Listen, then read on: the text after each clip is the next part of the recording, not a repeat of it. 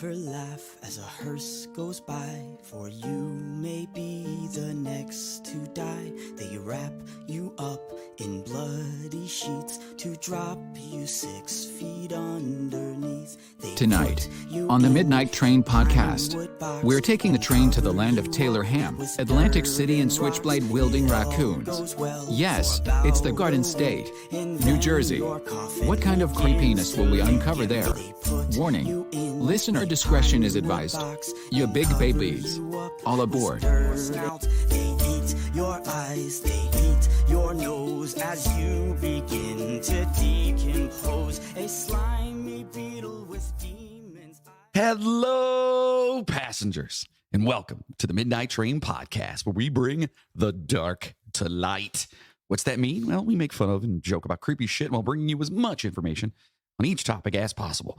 I am your host, the conductor of the cryptic, Jonathan Sayer. Aww.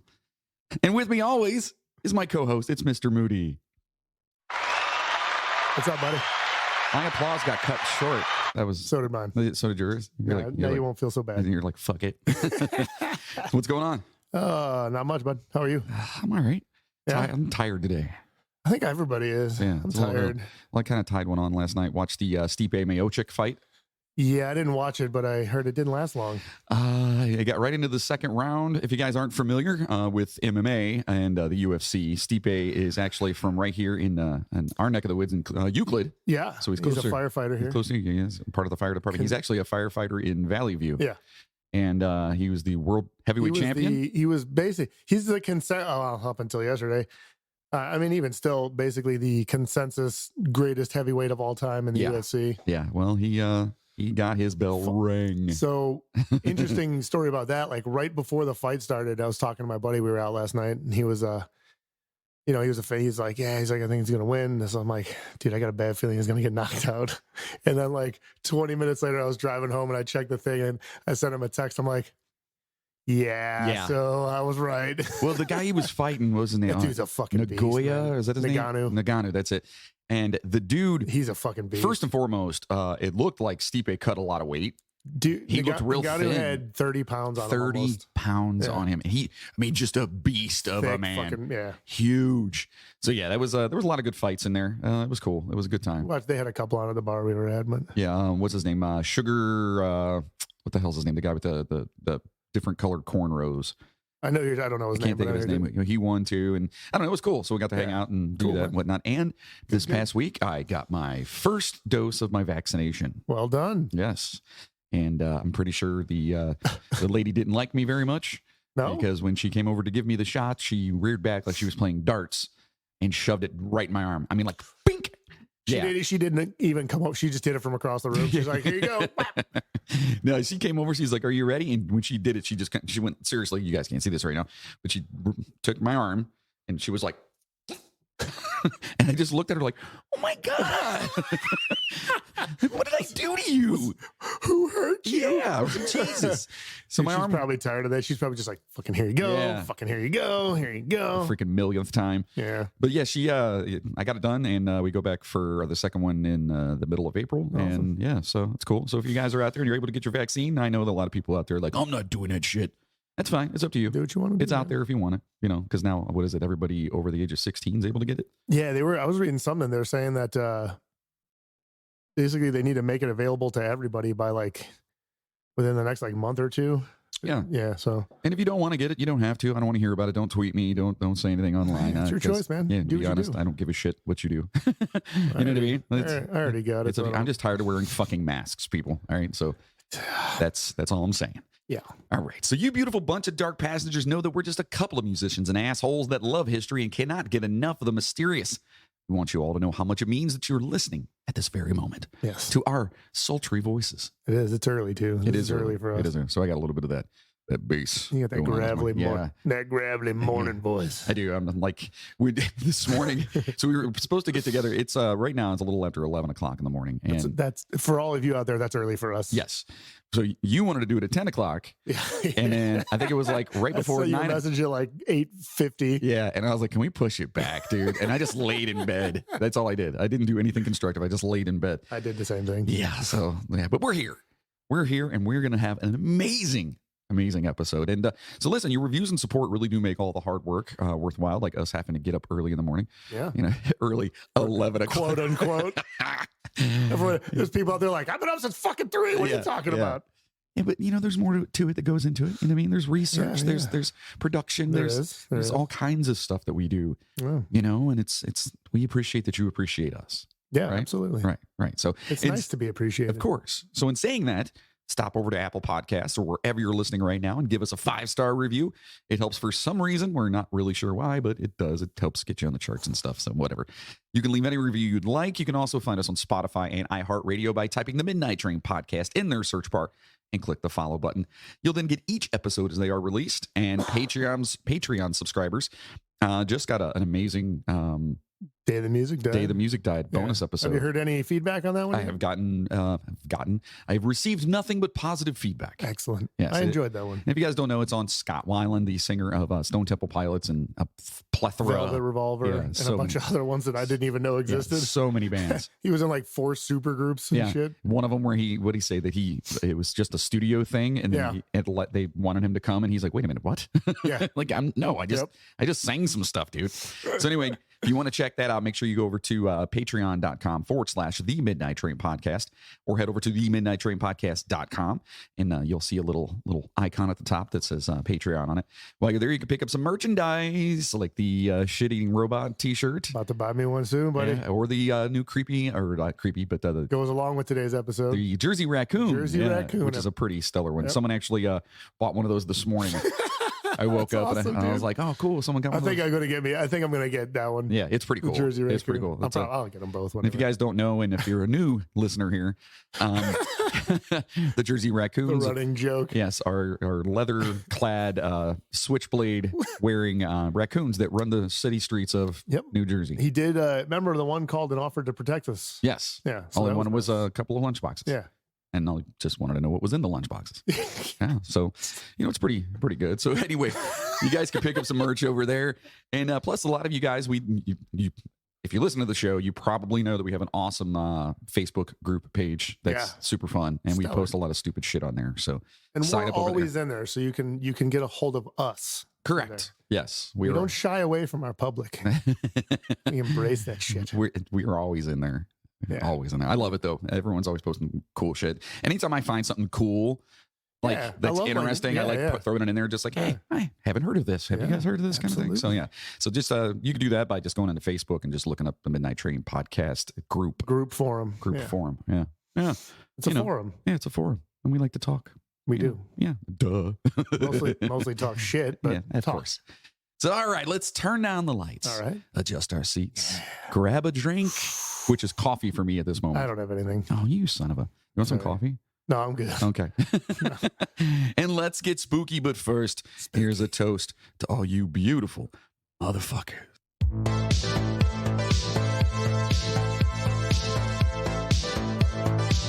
Ooh, I'm feeling the 80s vibe on that one. Yeah, it's like flash dancing this bitch. I like that.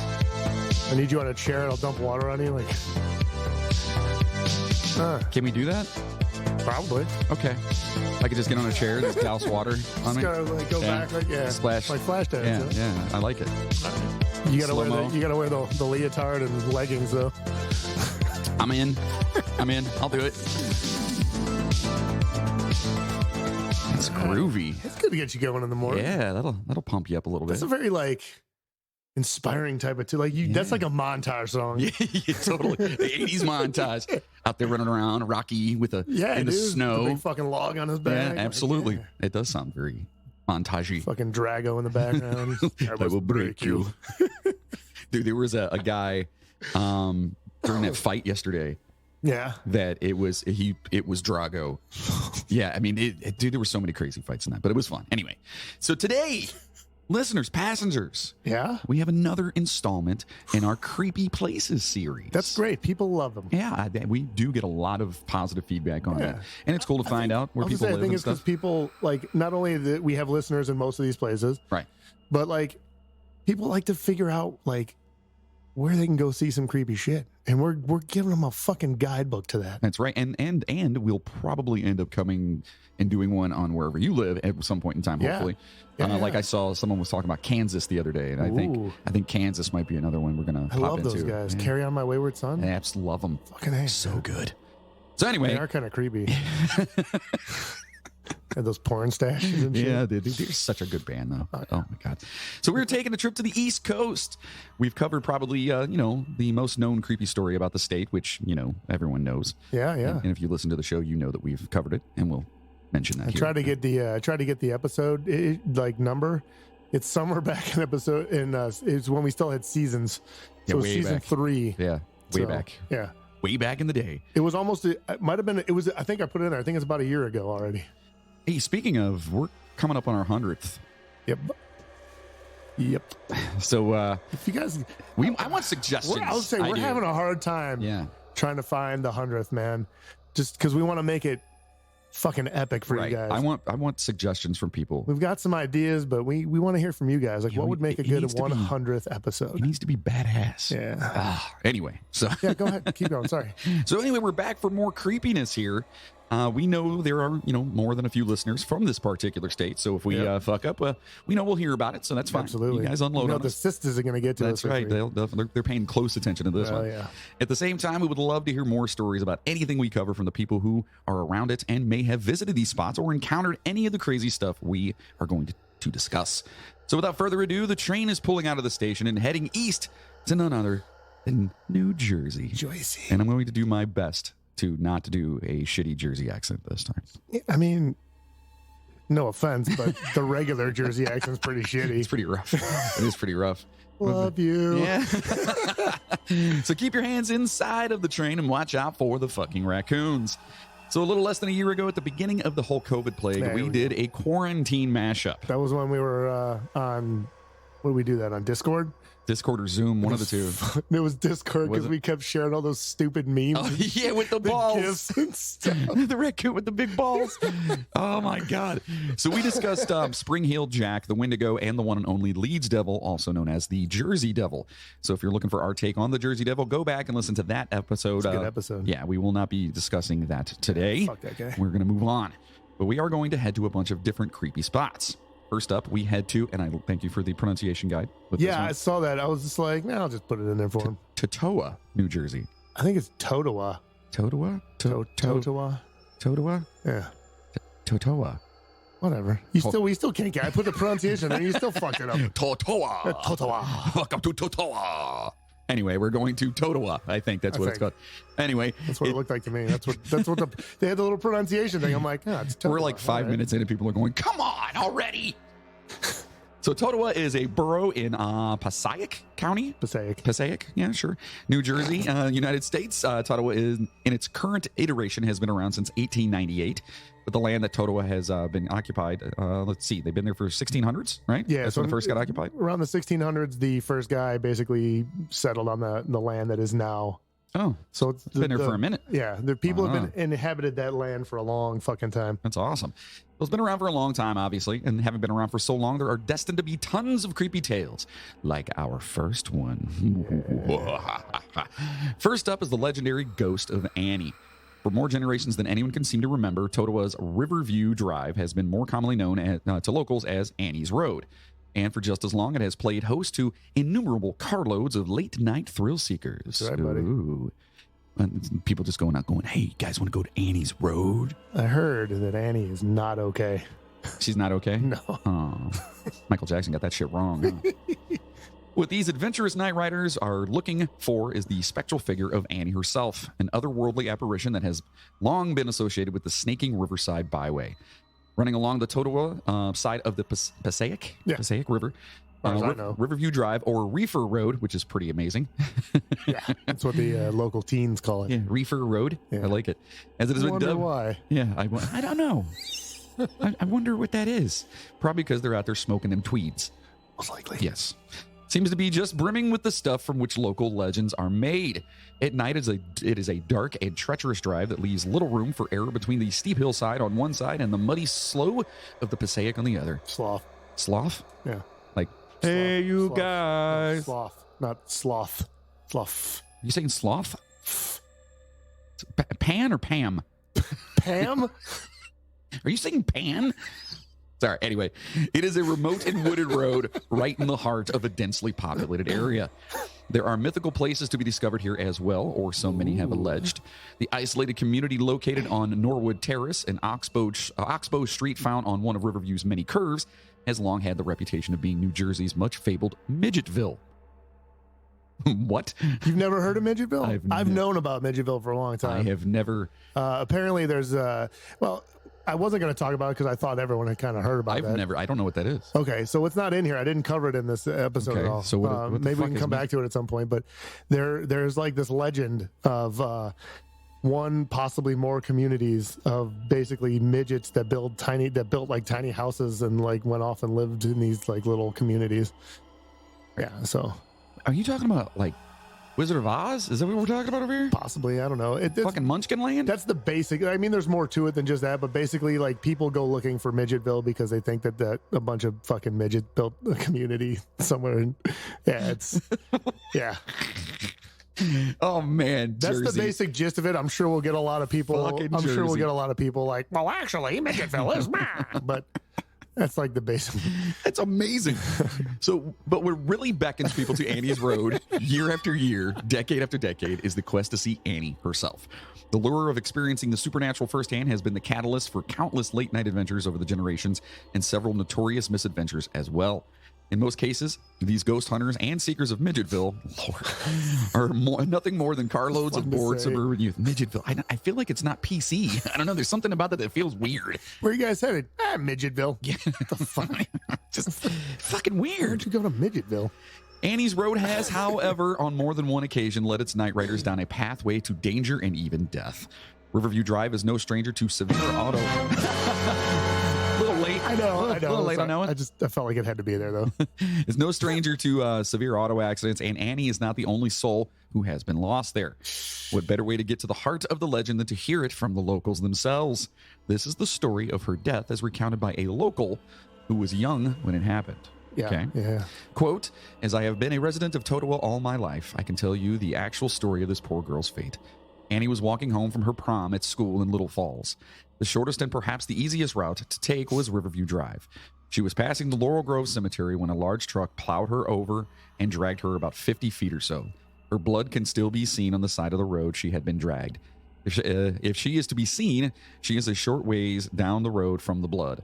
This is very close to the place where her tomb once is. Once is? Yeah, there was. I left all the fun spelling fuck ups in there. Fucking Jersey.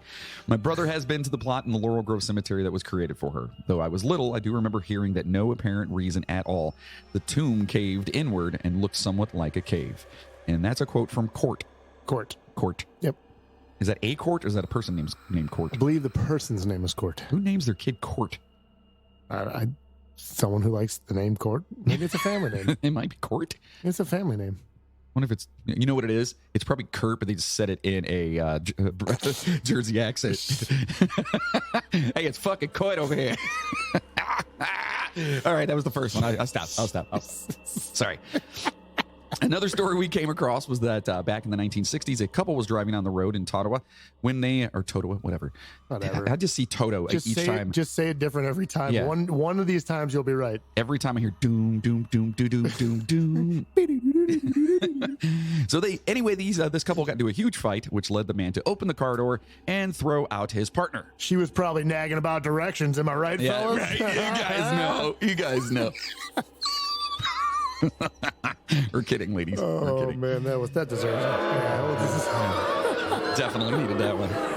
Sorry, ladies. See, this is why we don't do shit, quote unquote, early. Yes. So alone, scared, and injured, the woman began wandering on the street only to be hit by a truck and die on the spot.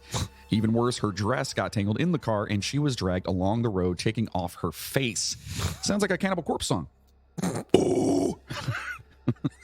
Sorry, that's really not funny. Instead That's of hammer really smashed face, it's asphalt dragged face. Oh, God. So not funny. Oh, yeah. Well, the stories may vary. They both have the same stories attached. The main one is that there is a trail of blood on the road from where she was dragged and a splatter of blood on a guardrail as well. Here's a story about the blood spatter from another local. Quote, Locals, I know, but I like getting the firsthand accounts here. I like that. Me too. Quote, I have heard many stories about this road and have been there numerous times. Hey, bro. This is Jersey. This is Jersey, dude. This is not me.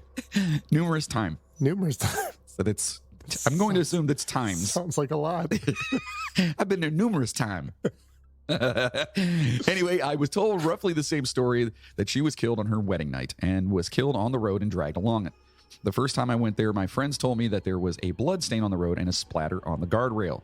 It was there, whatever it was, and it scared the shit out of me. I have taken other friends there throughout the years and have told them the same story. Annie's Lane, as I have often heard it called, is a great place to bring people for a scary experience. And that was from Marcus. Wonder which one of the numerous time that was. Was that the one time, or was that the numerous time? Sorry, Marcus. Sounds like a crazy story. So the cool part about researching all these legends is finding different people recounting their stories and seeing all the crazy variations on the legend. You know how it is. It's a telephone game. Yeah. It always is. Absolutely. One story has her ghost appearing, Annie's ghost appearing at midnight, while another swears it's 2 a.m. There's the prom story, the couple story. Then there was another that is positive that her cousin's, uncle's, brother's, friend's grandpa was at the scene and that she was decapitated during a car accident. Then you have the tales of the blood on the asphalt and blood on the guardrail.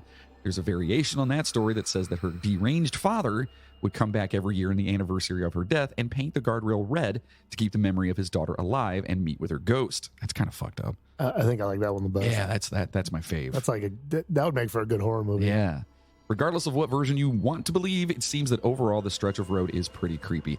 There is a cemetery nearby where she is buried and supposedly is a hotspot for paranormal happenings as well. So I don't know if from what I was looking, like a lot of people say she's buried there and other people say there's just a tombstone there, like marking her, like just kind of like the memory of her. So I don't know exactly if she's buried there. Is there a guy standing there with two guns going, I'll be a Huckleberry? No. There's not? No, that's Tombstone the movie. That's not what we're talking about? Yes. It is. Yes. I knew it. Took place in New Jersey. So it is.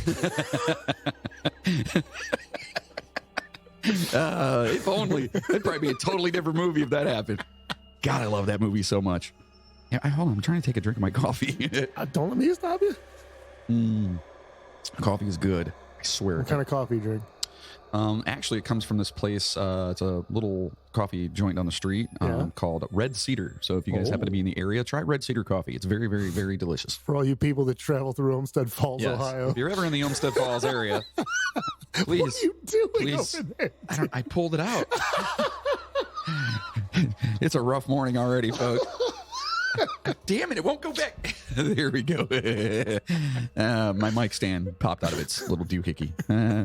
Anyway. Oh, goddamn. So anyway, that's another one of the things. And I actually do, I think that's cool. It adds to it. And it does make for a good story. That would be cool, really cool. So regardless of what version you want to believe, it seems that the overall, that the stretch of road is pretty creepy. There's a cemetery nearby, like I said. And with the paranormal happenings and stuff, there are reports of video cameras being drained of their batteries. Yes, which just seems to be a pretty common occurrence around, paranormal. haunted places, ghosts and energies and things. Right. And normally it sucks the battery life and stuff. Let's see. Strange lights being caught on camera, but not being seen by the naked eye. Yep. And some have reported seeing Annie's ghost at the cemetery as well. Again, not okay.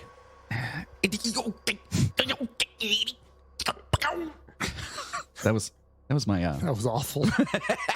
Some people also have attributed the Hail Mary murders in New Jersey as having something to do with the story. This is actually looking into this. It's fucking interesting. I never heard of them until I did this, but I'm surprised that it's not a more famous thing. Okay, well, we found this tale on another website. It goes as such.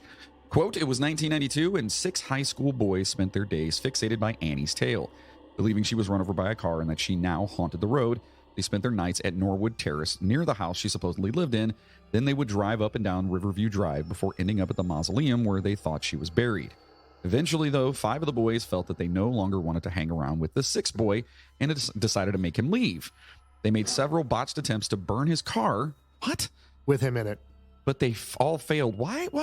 Just ask them to leave. Yeah, I'll fill you in a little bit more on All what I right. found after this. Eventually realizing that they couldn't make him go away, they decided he needed to be eliminated, and all this because they were bored with his company. Oh, Yeah. what? Yeah. They tried to stuff an aerosol can into his gas tank in the hopes of causing an explosion. I don't know how you would even go about that. It literally says it didn't fit, which, yeah. No shit. Yeah. They tried to convince him to be handcuffed to the steering wheel, after which they would stick a flaming rag into the gas tank. He refused. Yeah. What? After so many botched attempts to scare him and even eliminate him, some of the boys wondered if he wasn't protected by Annie herself. They finally settled on a simpler method, and tragically it worked. One day they all drove out to the high school and parked in back. They all began to recite the Catholic Hail Mary, and then one of the boys in back took out an electrical cord and strangled the victim from behind, garrote style. Putting his... Garrote. That's fucked up. Piano wire. Putting his feet on the headrest, the victim didn't have a chance, and the other boys continued to recite the Hail Mary until after nearly 10 minutes, he was dead. They tried to cover up the crime, but outing the body in the trunk and causing an... Outing the body? Putting the body in the trunk. Fuck these fucking assholes. Putting the body in the trunk and causing an explosion, but it did not work again. They were really bad at that. They ditched the car and predictably were caught, arrested, and convicted.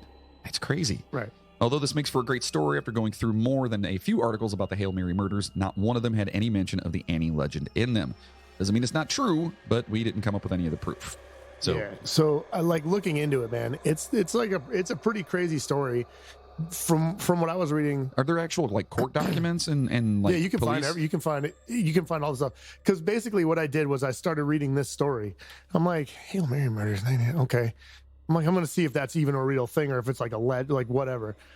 And I Googled it and I found a bunch of stuff about it. In '92, they called it the Hail Mary murders, all this stuff. Everything was essentially, it was very similar to this. Like a lot of the stuff that was in this story was like in the real thing, but off, like the details were different. Like they tried burning the car. Like I read that in the real things, and the way he was killed was the same as it really happened. But nothing I read in any of them mention anything about the Annie stuff. So somebody just kind of added that too. I feel like that it was just like, it was fucking crazy and creepy, and someone at some point decided to put the two together. Yeah. But or maybe they were going to check the thing out and this just happened to happen while they were doing that. Possibly. I don't know if they used that to lure him to a spot. Like, yeah. You know what I mean? So, but it's a crazy story, man. Like, if you get a chance to read about that, why exactly did they want to kill the guy? So it was just annoying? I guess from what I read, like this kid was like real quiet, like super nice, like real sweet, basically. And the one thing I read said that these guys got pissed off at him because this other kid like basically ratted him out a couple of times. Okay. For whatever reason. And that's basically why they did it, because he fucking up. quote unquote, I remember reading like they use the word tattled. Like he tattled on them. Oh, so they just freaking they killed the guy. Yeah, because that's fucking stupid. Because he ratted him out a couple of times for something. It's stupid. Don't do that. Yeah, you'd probably be interested in this stuff if you'd like actually get it. I know there's at least one book about it too. Yeah. So maybe we'll do a little bonus on that. What do you think? We could do a bonus on that. Yeah, it'd be fun. So anyway, it sounds fun. Oh, well, I didn't mean it'd be fun about the story. Hold on. Let me back that up. That story is not fun. Researching it and doing a bonus on that would be fun. So I'm just trying to tread lightly for the PC warriors out there. That's all. Yeah, that's all I'm doing here. Anyway, it does sound like a good time over trying to find Annie, though. Yeah. You know what I mean? So if anyone out there has experienced Annie or been on the road and if you've seen her or if you even know where the hell we're talking about, let us know. Yeah, I'd like to know if anybody out there has been around here or seen anything at this area. Like, yeah, I'd like to know. Yeah. That's what I like about doing these creepy places, because we have people to listen and have experience these things. They'd be like, well, I know a guy who knew a guy that knew a guy that knew a guy that knew a girl that knew another guy. Whose uncle. Who owned a dog that was owned by Annie. Yeah. Father. Cousin.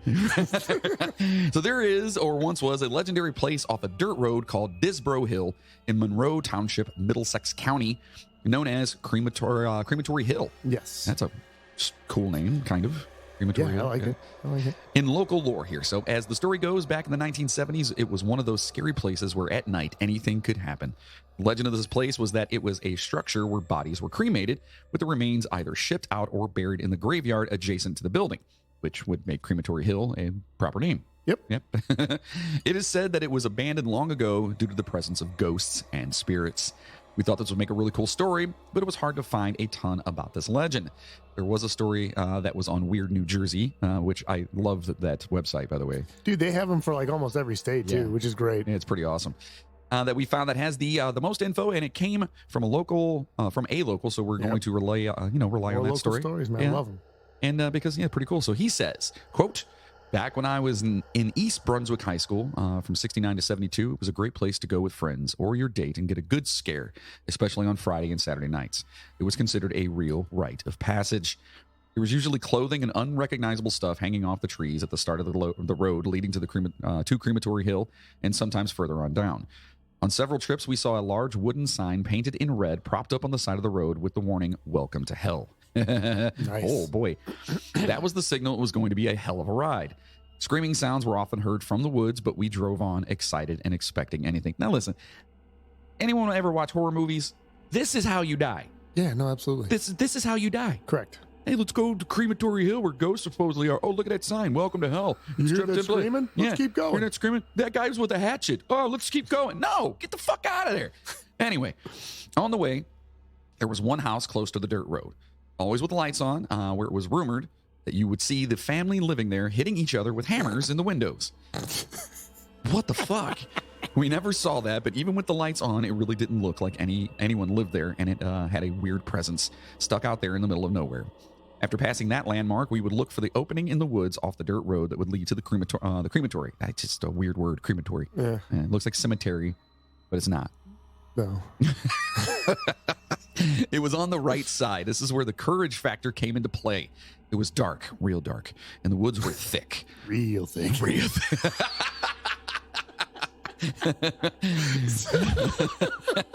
Weird sounds startled you.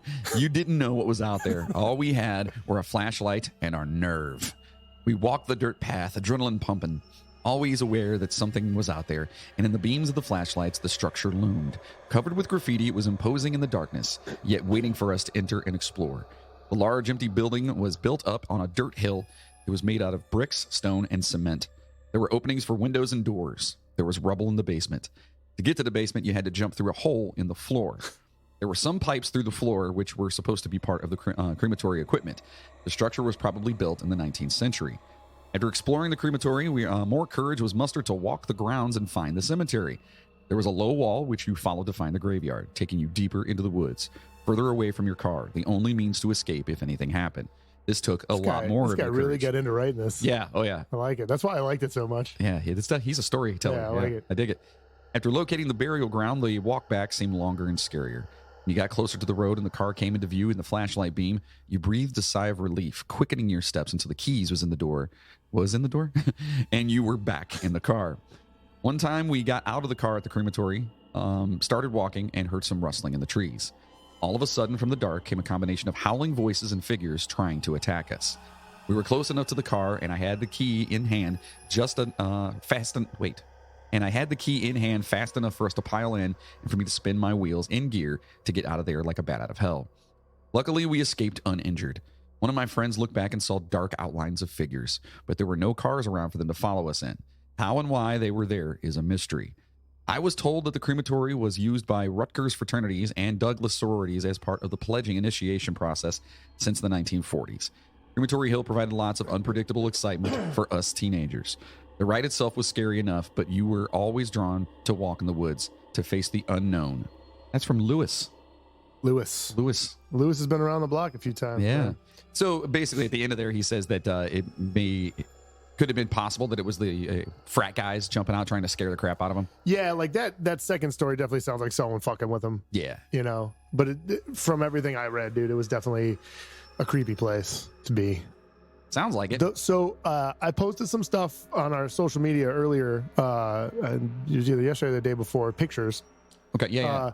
The pictures, of, like the old black and white pictures of the building, I don't know if they were taken by this guy but they were of the building. Oh, cool. Awesome. So if you guys get a chance, jump on our social media and check that out. Yeah, I think I mentioned that on here. So Yeah, it's creepy. yeah. Most definitely creepy. There were other stories of people hearing howls and screams when they would travel through the woods to get to the site. There are stories of people being shot at while they were there. Yikes. People claim to have been chased. The raccoons. It was the switchblades. Oh, right, Yeah. right. If you heard raccoons don't use guns. If you just heard hey, what are you doing? There are stories of again people being shot at. People claim to have been chased, but only no one knows why. It's odd because there seems to be a ton of local stories, but there isn't much outside of that, which is great for legends and myths, though not so much for research. Obviously, Right. It does appear that the building was definitely there. Again, the old pictures will be posted up there. Unfortunately for everyone, the building has been demolished, and condos now reside in the spot where the building used to be. We were unable to find any concrete evidence that the building was actually a crematory at all, right? So there was no, I couldn't find. I dug into this story. I think it's a really cool story, and I was really trying to find some more shit on like the building and like what it was. I couldn't find anything. Not man. much out there, unless you dig into like I might have could have like unless you dig into like old city Did records. you say I might have coulda? I might have coulda. I might have coulda shoulda done that. Whatever. No, but like outside of like maybe digging into like public record and like the old building, like which I'm sorry, I'm not doing that. At least not now. Yeah, not now. You know, I don't have the time. When this is our full-time job, yeah. But I couldn't find anything on the building itself, and I couldn't really find much outside of stories, like local stories and stuff like. And they were all very similar to this. Kids going out there at night, and you know the graffiti everywhere, that kind of stuff. I guess there really was a cemetery there too, so it could have very well been a crematory or some sort of medical building at some point. Because I guess next to the building there was like a little cemetery area. Like I don't know. It was really hard to find like concrete information on it though. Well, if anybody from the Jersey area, from that particular area, or anyone who's ever been around or maybe passed through or heard about that story, let us know. We want to know what you guys think and if you've ever been a part of it. You know, I saw a picture of it today where the condos are. It's pretty depressing actually. Is it? It looks shitty. I'm like, which is worse? I mean, it could be nice now. The picture was from like 15 years ago, but the condos or the crematory, which one's worse? Yeah, right. I wonder if the condos are haunted. That's what I'm saying though. Like, Yeah, it could be. we should check into that. Yeah, call somebody up there and be like, "Hey, your condo haunted, bro?" well, you got a lunchbox? I can't do that anyway. So now we're gonna switch things up a little bit, and I'm excited about this. We're gonna talk about cryptids. There was a couple. Yeah, I found a couple. There are more cryptids than just the Jersey Devil roaming and swimming around. First up, we have the Sandy Hook Sea Serpent. Everyone has a sea serpent, don't they? Oh, of course. Yeah. The North Shrewsbury. North Shrewsbury. The Shrewsbury tastes like Shrewsbury. Which is Navesink? Is that or Navasink? Yeah. Fucking no. It's the North Shrewsbury River is one of the most scenic estuaries on the eastern coast of America. Ooh. Known for luxury yachts, stately homes, and ice boating, it is hardly the place you would... Ice boating? It says ice boating. The fuck is ice boating? I don't know. Can you boat when there's ice? I don't know. Jersey, let us know. Anyway. The fuck is ice boating? It is hardly the place you would expect to find the legend of a sea serpent. But in the late 19th century, it was the location of one of many well-documented and unexplained sightings of mysterious sea creatures that plague the waters of the North Atlantic. The creature in question was seen by several people, all who were familiar with local sea life. While returning from a day-long outing, Marcus P. Sherman, Lloyd Eglinton, Stephen Allen, and William Tenton, all of Red Bank. Dude, that sounds like a regal fucking group of guys. They all had ascots on. Every single one of them did. Yeah. Puffy shirts. Yep. They encountered the monster. The Red Bank Register reported the witnesses to be sober and respectable local merchants. Oh, I like that they put sober in there. They weren't fucked up, all right? It's fine. Because it sounds fucked up. At around 10 p.m., the yacht Tilly S., owned by Sherman, was making its way back to Red Bank after a picnic at Highlands Beach. The men had enjoyed a pleasant Sunday evening, escaping the warm, early summer weather. Hold on a second. That sounds shady as shit. 4 grown-ass men going on a yacht and a picnic together? Well... They just probably took the hookers out of it. Like that doesn't... The hookers and blower like if out you of it. told Grace that like me, you, and Jeff were taking the boat out and going on a picnic. She's going to be like, What? What the fuck? What? Why? That's what I'm saying. So the men, so the moon was shining bright, providing for high visibility as the yacht cut through the water. A stiff summer breeze was blowing, and they rounded the highlands and headed toward Red Bank. At the tiller of the Tilly... Whatever, dude. Just At the tiller of the Tilly. I put all the fun stuff in there for you. Yeah. Dude. Marcus Sherman steered through the familiar waters. At the bow was Lloyd Eglinton, who kept watch for debris in the water ahead. Suddenly, Eglinton yelled that there was something in the water dead ahead. There's something in the water. Dead ahead! Sherman steered hard to port to avoid the collision as they looked to see what the obstacle was. They were shocked. There ahead of them was the Sandy Hook sea serpent that had been sighted many times over the preceding years. Oh. So credible were the sightings of the serpent 2 years earlier that Scientific American had run an article issuing an opinion that the monster was, in fact, a giant squid. Dude, if Scientific American's writing about it, it's got to be I something. mean, it has to be, right? Yeah. The article, complete with drawings, appeared in the December 27th, 1887 edition of the prestigious scientific periodical. Oh, that's... Look at me. Yeah. The earlier sighting at Sandy Hook had been made by several credible witnesses. Most notably... Were they sober? It doesn't say. This one doesn't say. Oh, they left it out of that one. They were drunk. They were drunk. Most notably, the members of the Sandy Hook Life-Saving Service. The crew members had sighted a large monster in the cold waters just off Sandy Hook in November of 1879. The sighting was so credible that scientists were dispatched to take statements. It is from these descriptive statements that it was determined that Sandy Hook sea monster was, in fact, a giant squid. Mm-hmm. For the next several years, there were reports of all types of sea serpents sighting. Serpent sightings? There were reports of all types of sea serpent sightings up and down the East Atlantic coast. That was just a weird sentence structure. That was maybe it's just early, whatever. So what the Red Bank men saw was surely no giant squid. Surely. It was a squid, and don't call me Shirley. I was going for it. It was described as about 50 foot long and serpentine in shape. It swam with snake-like undulations slowly and steadily through the water. As it passed halfway past the bow, its head rose from the water, giving forth a mighty roar. Roar. Is that what it sounded like? No. It peeks its head up and goes, meh. It made the same noise my throat did 2 weeks ago. The head was described as small and somewhat resembling a bulldog's in shape. It had 2 short, rounded horns on its head just above its eyes. The eyes were said to be the size of silver dollars. Bristles adorned the upper lip of the monster, much like those that... So he had a mustache? That would be... It has a mustache! Oh, is this a German serpent? Is that what it is? It's got mustache. Oh. The beast's nostrils were quite large and flattened.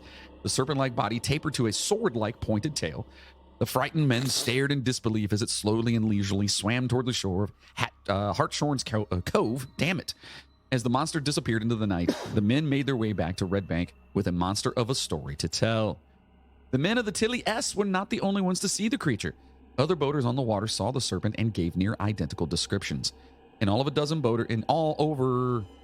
boaters had seen the strange creature on his nocturnal swim. So a bunch of people saw this thing. So they weren't the only ones. Right. Saw it. They were the only ones dumb enough to admit that they saw it. Yes, Nigel. We should tell everyone about the mustache. Sir Eglinton, what do you think? He was a broad, brawny-looking thing with a beautiful mustache.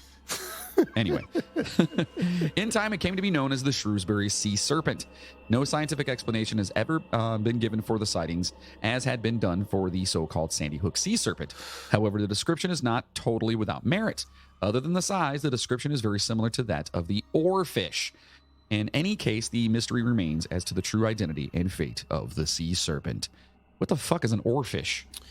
It is I've seen this a lot because being into cryptids and things, a lot of sightings of quote-unquote sea serpents are blamed on oarfish. They're super long. They get to 30 fucking feet long, and they're flat and like this tall maybe. And they have fin that basically goes down the whole. Oh, there it is. Oh, that's an ugly son of a bitch. Yeah. So you can definitely understand why those get blamed for a lot of sea serpent sightings. Yeah, for sure. I would think that was a sea serpent if it came up next to me. Dude, it's fucking 30 feet long, and if you're not Holy holy shit. Yeah. Look at that one. That's big as fuck.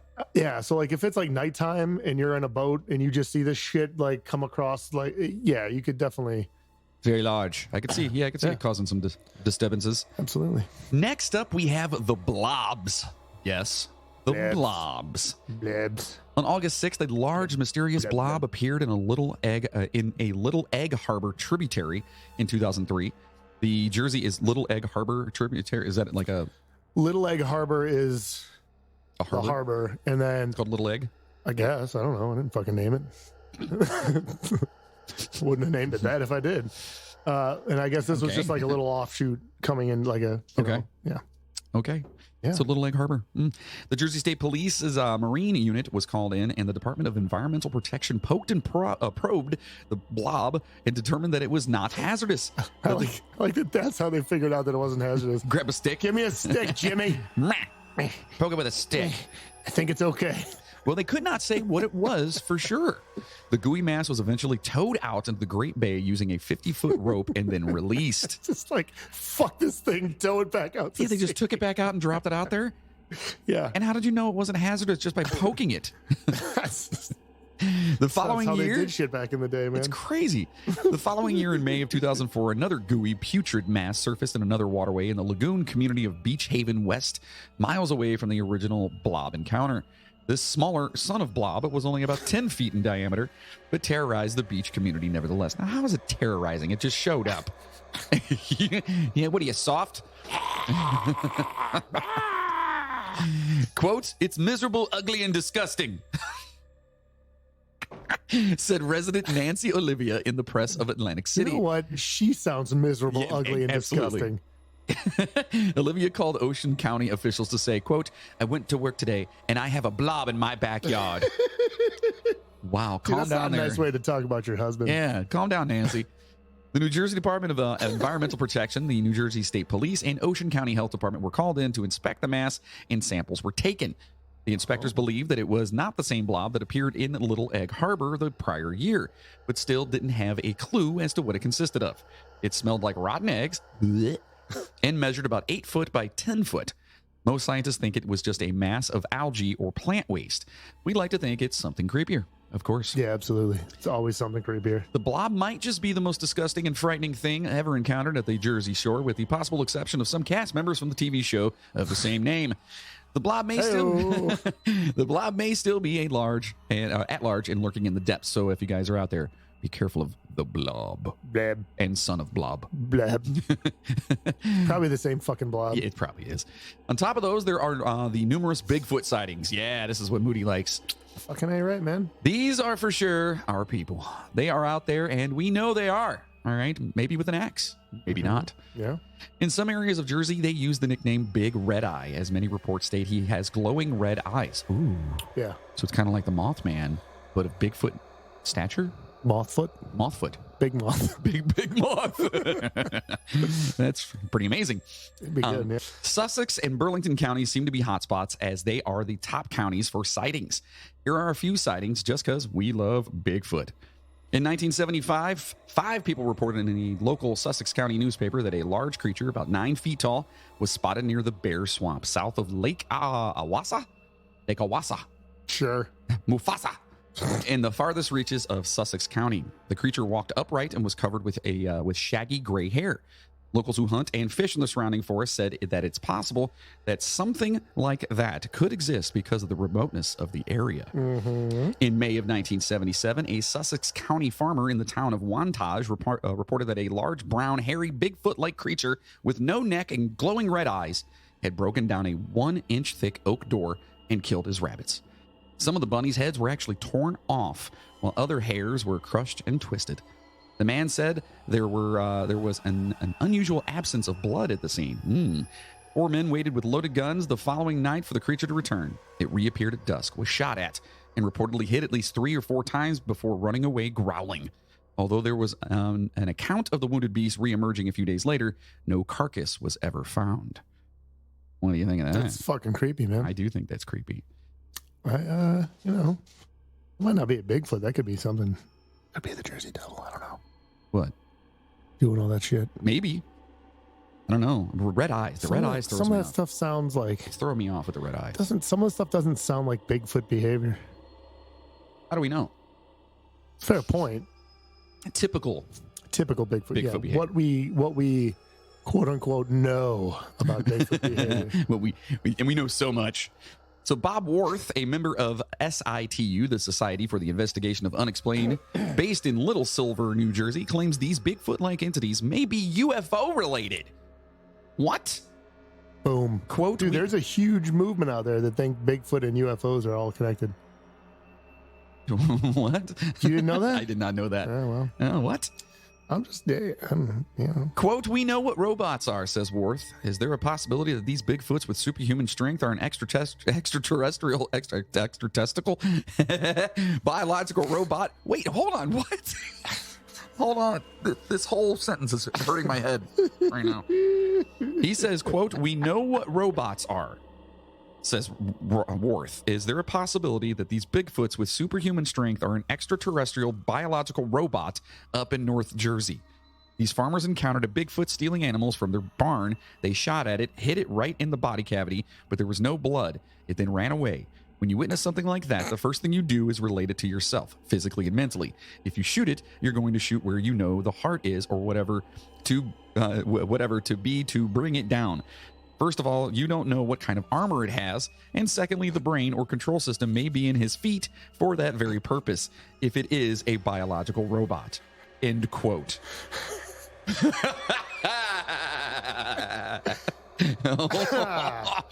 What? So this guy's saying that the big feet that are being encountered, the red eyes, because he's saying that they could be extraterrestrial biological robots.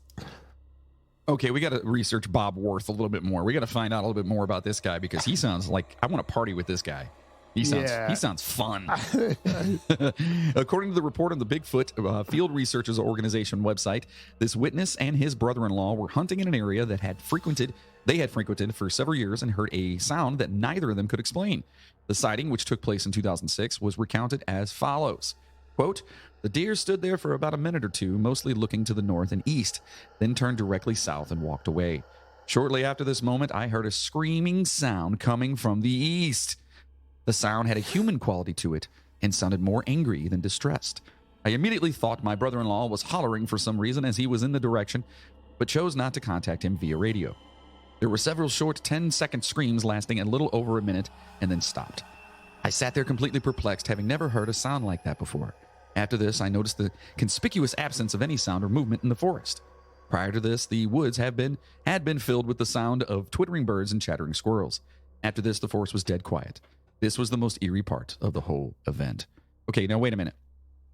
Just going back over this little statement. Please do. So his brother-in-law, he thought it was his brother-in-law hollering for some reason in that direction, and there were several short 10-second screams, but he never radioed to see if his brother-in-law was okay? Right. Jersey, what the fuck are you guys doing over here? Bro, I don't know, man. What? Yeah, I don't know, man. I mean, if you and I went out someplace and you weren't near me and I heard screams, I'm going to make sure it's not you. I would do the same. Fucker. After this incident, the witness found a sound file from another website dedicated to Bigfoot encounters. He and his brother-in-law agree that it was similar to what they had heard. And then there are the stories of the big hairy man. No, it is not Moody. He's only been to Jersey a couple of times, and we're pretty sure the timelines don't match up to any sightings. Possibly. Maybe. We don't know. There might have been one or two. Yeah.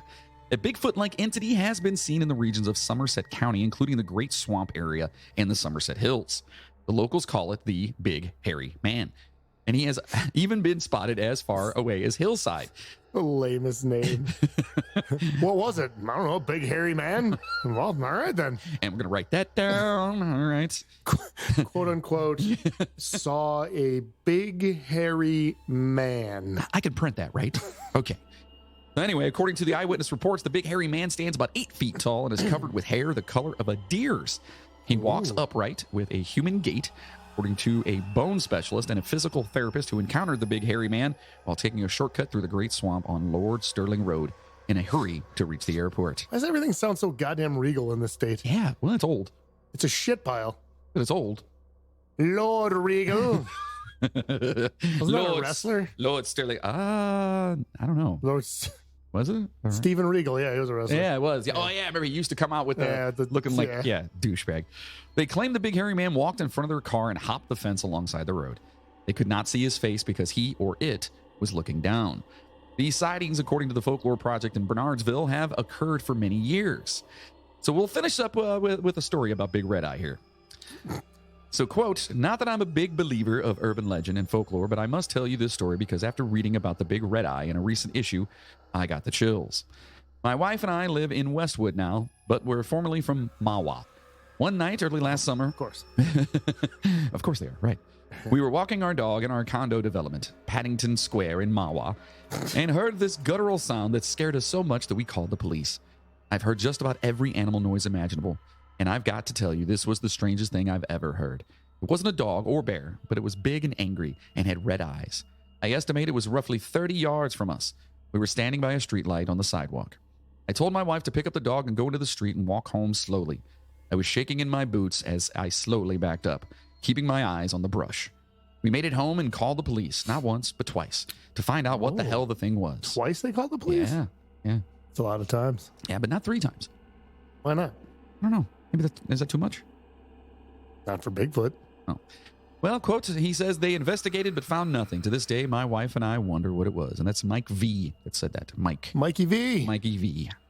Our good friend, Mikey V. Fucking Mikey V. I have no idea who that is. If you're listening, Mikey V, get a hold of us. I want to hear more about this. I want to know more. So now... Fucking hilarious. You get an email from this guy like, hey, my name's Mike V. Yeah, I heard you guys show. That was me, man. So now that we've got the cryptids out of the way, we have another creepy haunted road. Texas has a shitload of haunted bridges. Jersey has haunted roads.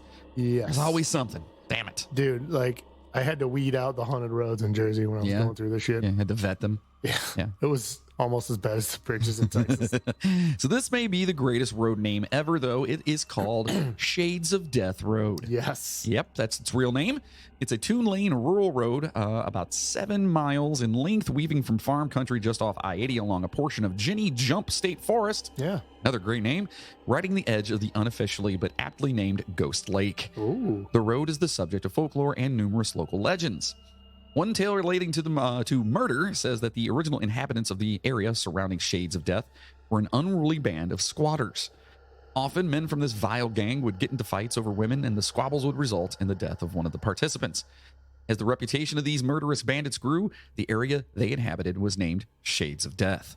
When the civilized world encroached on and disbanded the bandits, the last remnant of their control over the meadows was restricted to one road that retained the name they made famous. Like, you motherfuckers gonna stay on this road and that's it. You get one road. Yeah. You stay here. All right? Don't go nowhere. Stop killing each other. Now go on get. We're in West Virginia now? Like, Oh, yeah, it's Jersey. But that's back in the... Anyway, another murder theory says that the road was originally... Theory. another murder theory. Fuck off. Another murder theory says that the road was originally known as the Shades because of the low-hanging trees, which formed a canopy over the length of the street. Legend says that over time, many murders occurred there and many stayed unsolved, causing local residents to add the sinister of death twist to the formerly pleasant Shades name. Of Death. What road do you live on? Columbia of Death. Just start doing that after everything. That's amazing. Oh, yeah. What street do you live on again? Me, I live on Harrison. Of Death. So one of those legends in that many years ago, a car of teenagers was driving down a country road in Hackettstown, New Jersey after the prom. The road was slippery that night and it curved sharply to the left and right, winding it into the dark. The driver lost control and the car crashed into a ditch, killing one of the passengers. To this day, on the dark and slippery nights, you can still see the girl who died wandering that murderous curve wearing her prom dress. Fucking creepy. Sound familiar? Does sound a little... Someone died in a prom dress on the road. What's her name? Annie? She was not okay. She was not okay. There are the stories of the random pillars of steam rising from the lake that people attribute to the souls of dead Indians that settlers tossed into the lake. Fucked up. It's not nice. Nope. The phenomenon is also called the Great Meadows Fog. People claim to see the dead walking in the mist. The road was also the site of many deaths that were once attributed to a curse in the area. The deaths are also sometimes blamed on a plague caused by the waters in the lake, said to have been a malaria outbreak. Ugh. Yes, sir. Malaria outbreak. Yikes. Linnapay Lane is an unpaved one-lane dead-end street about 3/4 of a mile in length, running eastward off shades of death, just north of I-80. It ends at a farmhouse for which it is a little more than a driveway, but halfway down there is a space to park or turn around next to a wooden structure described as looking like an abandoned stable. Weird New Jersey writes that visitors to the stable site at night, the stable site at night, sorry, have reported extremely local fog surrounding it and seeing apparitions in it, or sometimes even in clear weather, and also claim the air is sometimes unusually chilly and feeling general unease in the area for no immediate apparent reason. It's Bigfoot. It's robot Bigfoot. That's a new shirt. It's coming. All right. We could team up with the fecal fighters. Yes. Oh my God, this is going to be amazing. It's just perpetually going. I love it. So good, dude. Fucking love it. In addition, legend claims that sometimes nocturnal visitors to Linnapay see an orb of white light appear near the end of the road, which chases vehicles back out to shades of death. And if it turns red in the process, those who see it will die. Wow. It's fucked up. This may be due to an old tree near the end of Linnapay that was never cut down when the road was built. As a result, the road forks right before the tree, and a big red reflector has been nailed to the tree to warn drivers. Yeah. Another legend says that if one circles around the tree and drives down the road again at midnight, a red light will shine and the driver will never survive. Jesus. There are some legends concerning a Native American spirit guide who supposedly takes the shape of a deer and appears at various points along the road at night. Okay. If drivers see him and do not slow down sufficiently enough to avoid a collision, they will soon get into a serious accident with a deer. Why wouldn't you slow down? You see a deer standing in the road? Yeah, I don't. You should. Speaking of almost hitting animals, sorry, sidebar. What? Nothing. Go ahead. I was driving yesterday. I was on my street, mind you. Okay. So my daughter had her birthday party. The setup to this. Daughter had her birthday party on Friday at we rented the movie theater. Oh, nice. You can rent it out, like, you know, it's a good deal, man. It was cool for the kids. So what movie did you watch? she wanted to watch Princess and the Frog. You can bring your own movies and they'll play whatever you want. Oh, that's awesome. Yeah, it's pretty sweet. Awesome. So she had a good time, and we had a giant thing of pink lemonade left Okay. sitting in my cup holder. Oh boy. Doesn't quite fit in the cup holder, but it was kind of wedged in there, right? Okay. So I'm driving down my road, and I see this squirrel start to run out in the street. So I'm like watching it, and I'm like, he's not going to go. And then I noticed that he's being attacked by two birds, right? I'm like watching him. I'm like, what the fuck? He bolts out into the street and stops when he sees me coming. And as he stops, the two birds fly out after him and like start going after him again. And then he takes off in front of my car, so I have to slam on my brakes so I don't hit two birds and a squirrel. And there goes the pink lemonade. Pink lemonade flies forward, and I have like a console in the front. Right. Of you just like, there's like two cup holders and then like a console, like just an area you can throw shit in. Fucking spilled out, filled up the console with fucking pink lemonade. I'm just looking at it like, God damn it. Fucking squirrel. So I found a pair of warm-up pants in the back and just shoved it in there to soak try it to up. soak it up. Ah. And then the first turn I made, like I didn't shove it in there all the way. All this fucking pink lemonade just comes pouring out the side of the fucking thing, like down the side onto the floor. I'm like, God damn it. So it could have been an Indian guide. Yeah, it could have been. Is what I'm saying. Yeah, it probably was. That's why I didn't die yesterday. Yeah. Good for you. Yeah. Good. From a fucking squirrel being attacked by birds. It's crazy. I don't hear Sorry, it that I just thought that was funny. I don't hear about squirrels being attacked by birds. It was ridiculous. No. Sometimes shit happens. Yeah. Don't. Another legend tells of a bridge where if drivers stop past midnight, it's a bridge. If drivers stop past midnight with their high beams on and honk their horns 3 times, they will see the ghosts of 2 young children who were run over while playing on the road. This legend actually refers to a bridge over the Flat Brook on Old Mine Road, not far from the Shades of Death. The bridge is no longer accessible by car as a newer, larger bridge has been built next to it. The original bridge can still be reached by foot, and if you guys would like to hear something similar to that, please go back to our very first horrible episode that we did on Gore Orphanage. It's very familiar. You get in your car, you flash your lights. Goddamn tale somewhere, yeah, man. And then there are the Polaroids. The site Weird New Jersey, which is all about weird stuff in New Jersey and, quite on the nose there, has a page about Shades of Death Road. Now, if you go to their page for Shades of Death Road and check out the tags at the bottom of the page, you'll see one that says Polaroids, but the story article itself never mentions Polaroids. From what we could find back in the 1990s, when Weird New Jersey was a magazine, they shared a story from 2 readers who claimed to have found hundreds of odd photos while checking out Shades of Death Road. Some of the Polaroids showed a TV on different channels, and others showed various women bound and apparently in distress. Weird New Jersey turned the photos over to the local police, but after that, the story kind of weirdly ends with the police supposedly losing the Polaroids. So were the Polaroids taken by a serial killer similar to that of the BTK killer in Kansas? Or were they a hoax? The lack of any solid information on them and the idea that the police lost hundreds of Polaroids makes most think that it was just a hoax. Still, if you Google for Shades of Death Road Polaroids, some of the images actually do come up. So I did look for it. And so I did, of course, I'm going to Google that. Of course. My fucking history is whatever, but we're both on watch lists. They probably think I'm a serial killer or something. Yeah, we're on watch lists for sure. But it's weird, like a lot of the same pictures come up, and like I didn't see any that were like really like, oh my god, like bound women or like nothing like that. But there was like a couple pictures that kept popping up of like the same woman, and then there was a picture of the site where they supposedly found them, and like it was a picture like in the woods, and there was just like fucking Polaroid pictures like all over the ground and shit like that.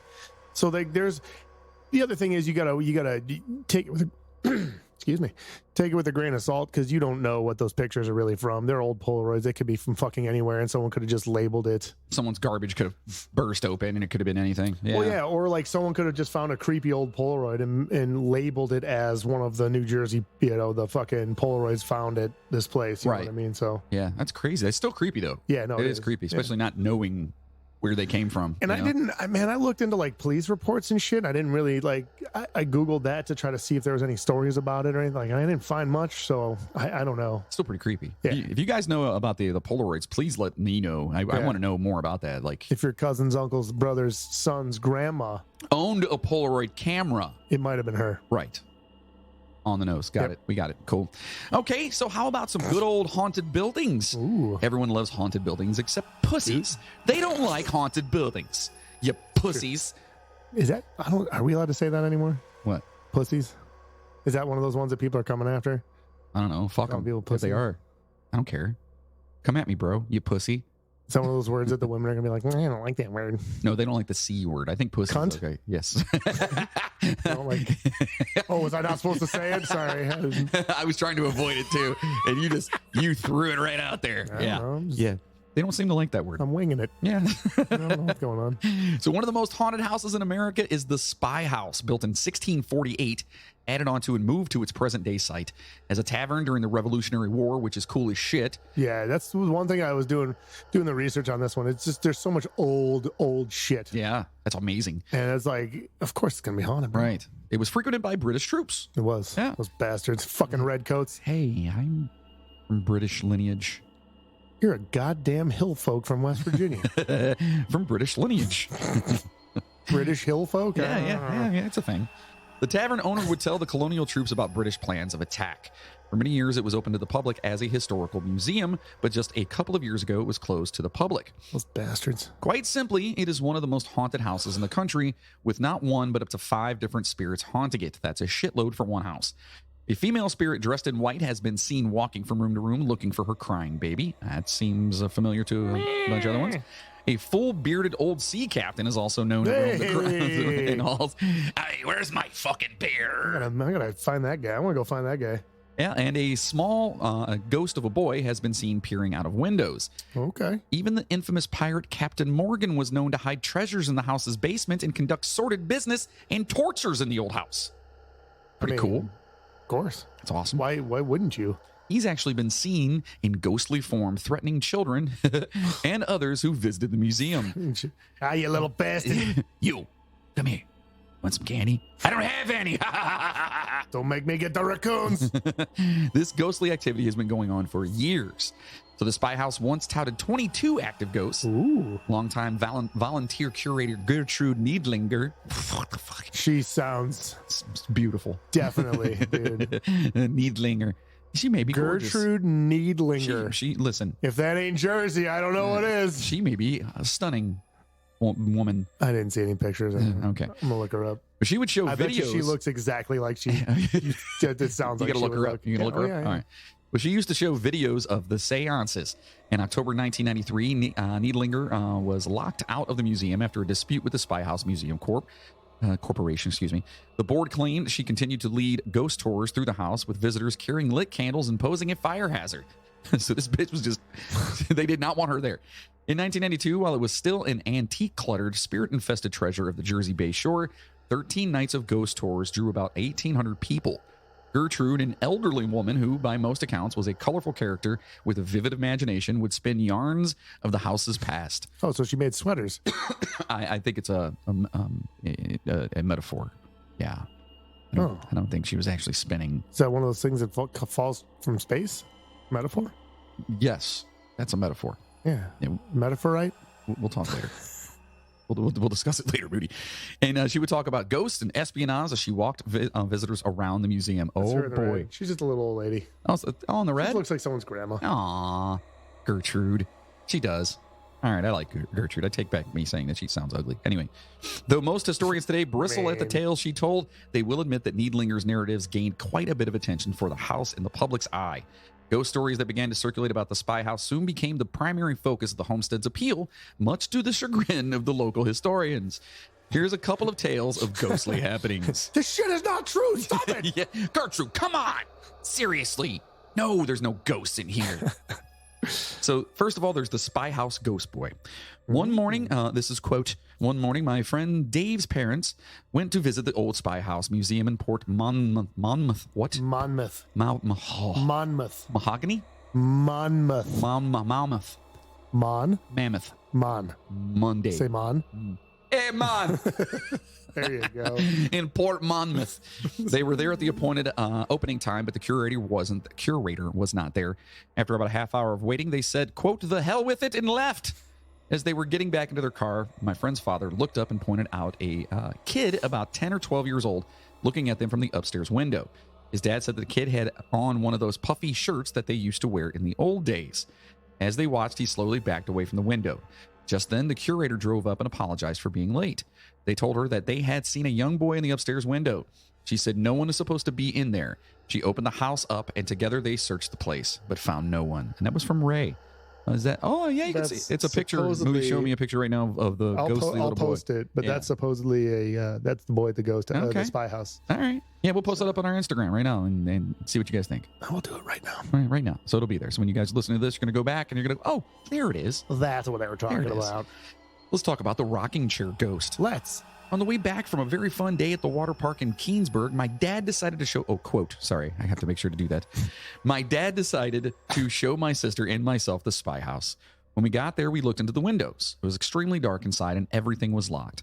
When we made it to the left side of the house, my dad noticed something moving inside the house. Mm-hmm. I just shrugged it off as nothing, but then when I was looking in the same upstairs window, I noticed that the rocking chair moved. I was scanning all the windows to see if I could see anything else unusual, and I clearly saw a man sitting in a rocking chair reading. It couldn't have been what? It couldn't have been a ranger? Because he was wearing like a fucking park ranger. Oh, I was like, what? It couldn't have been a ranger because he was wearing. What are you, a fucking park ranger now? Yeah, wait, what the fuck? Because he was wearing old clothes and was sitting in the dark reading in a locked up house. We snapped a picture and ran, and as we pulled away, a ranger pulled up and unlocked the doors. So we assume it must have been a ghost. That was from Allie. Boom. Yeah. That's creepy. What else would it be? Yeah, I mean, it's got to be. But let's talk about Ringwood Manor.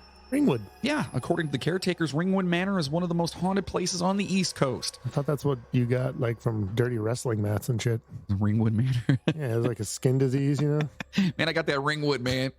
It looks infected. Yeah, Ringwood. So it has layer upon layer of legend, myth, and folklore. The Native Americans would even call it the Haunted Woods. In fact, before the home was built, prehistoric artifacts were found on the grounds of Ringwood, confirming Native American occupation of the site dating back to the Archaic and Woodlands periods of prehistory. These Munsee-speaking Lenape peoples lived in, is it Lenape or Lenape? I fucking know. We're going to say Lenape. Okay. I didn't look up any pronunciation for that one. Which is good because this next word is going to kill me. Oh, yeah? Anyway, so these people lived in a hunting and farming paradise at the head of the Topomapoc. Ah, the old Topomopac. Topomopac. There you go. You got it.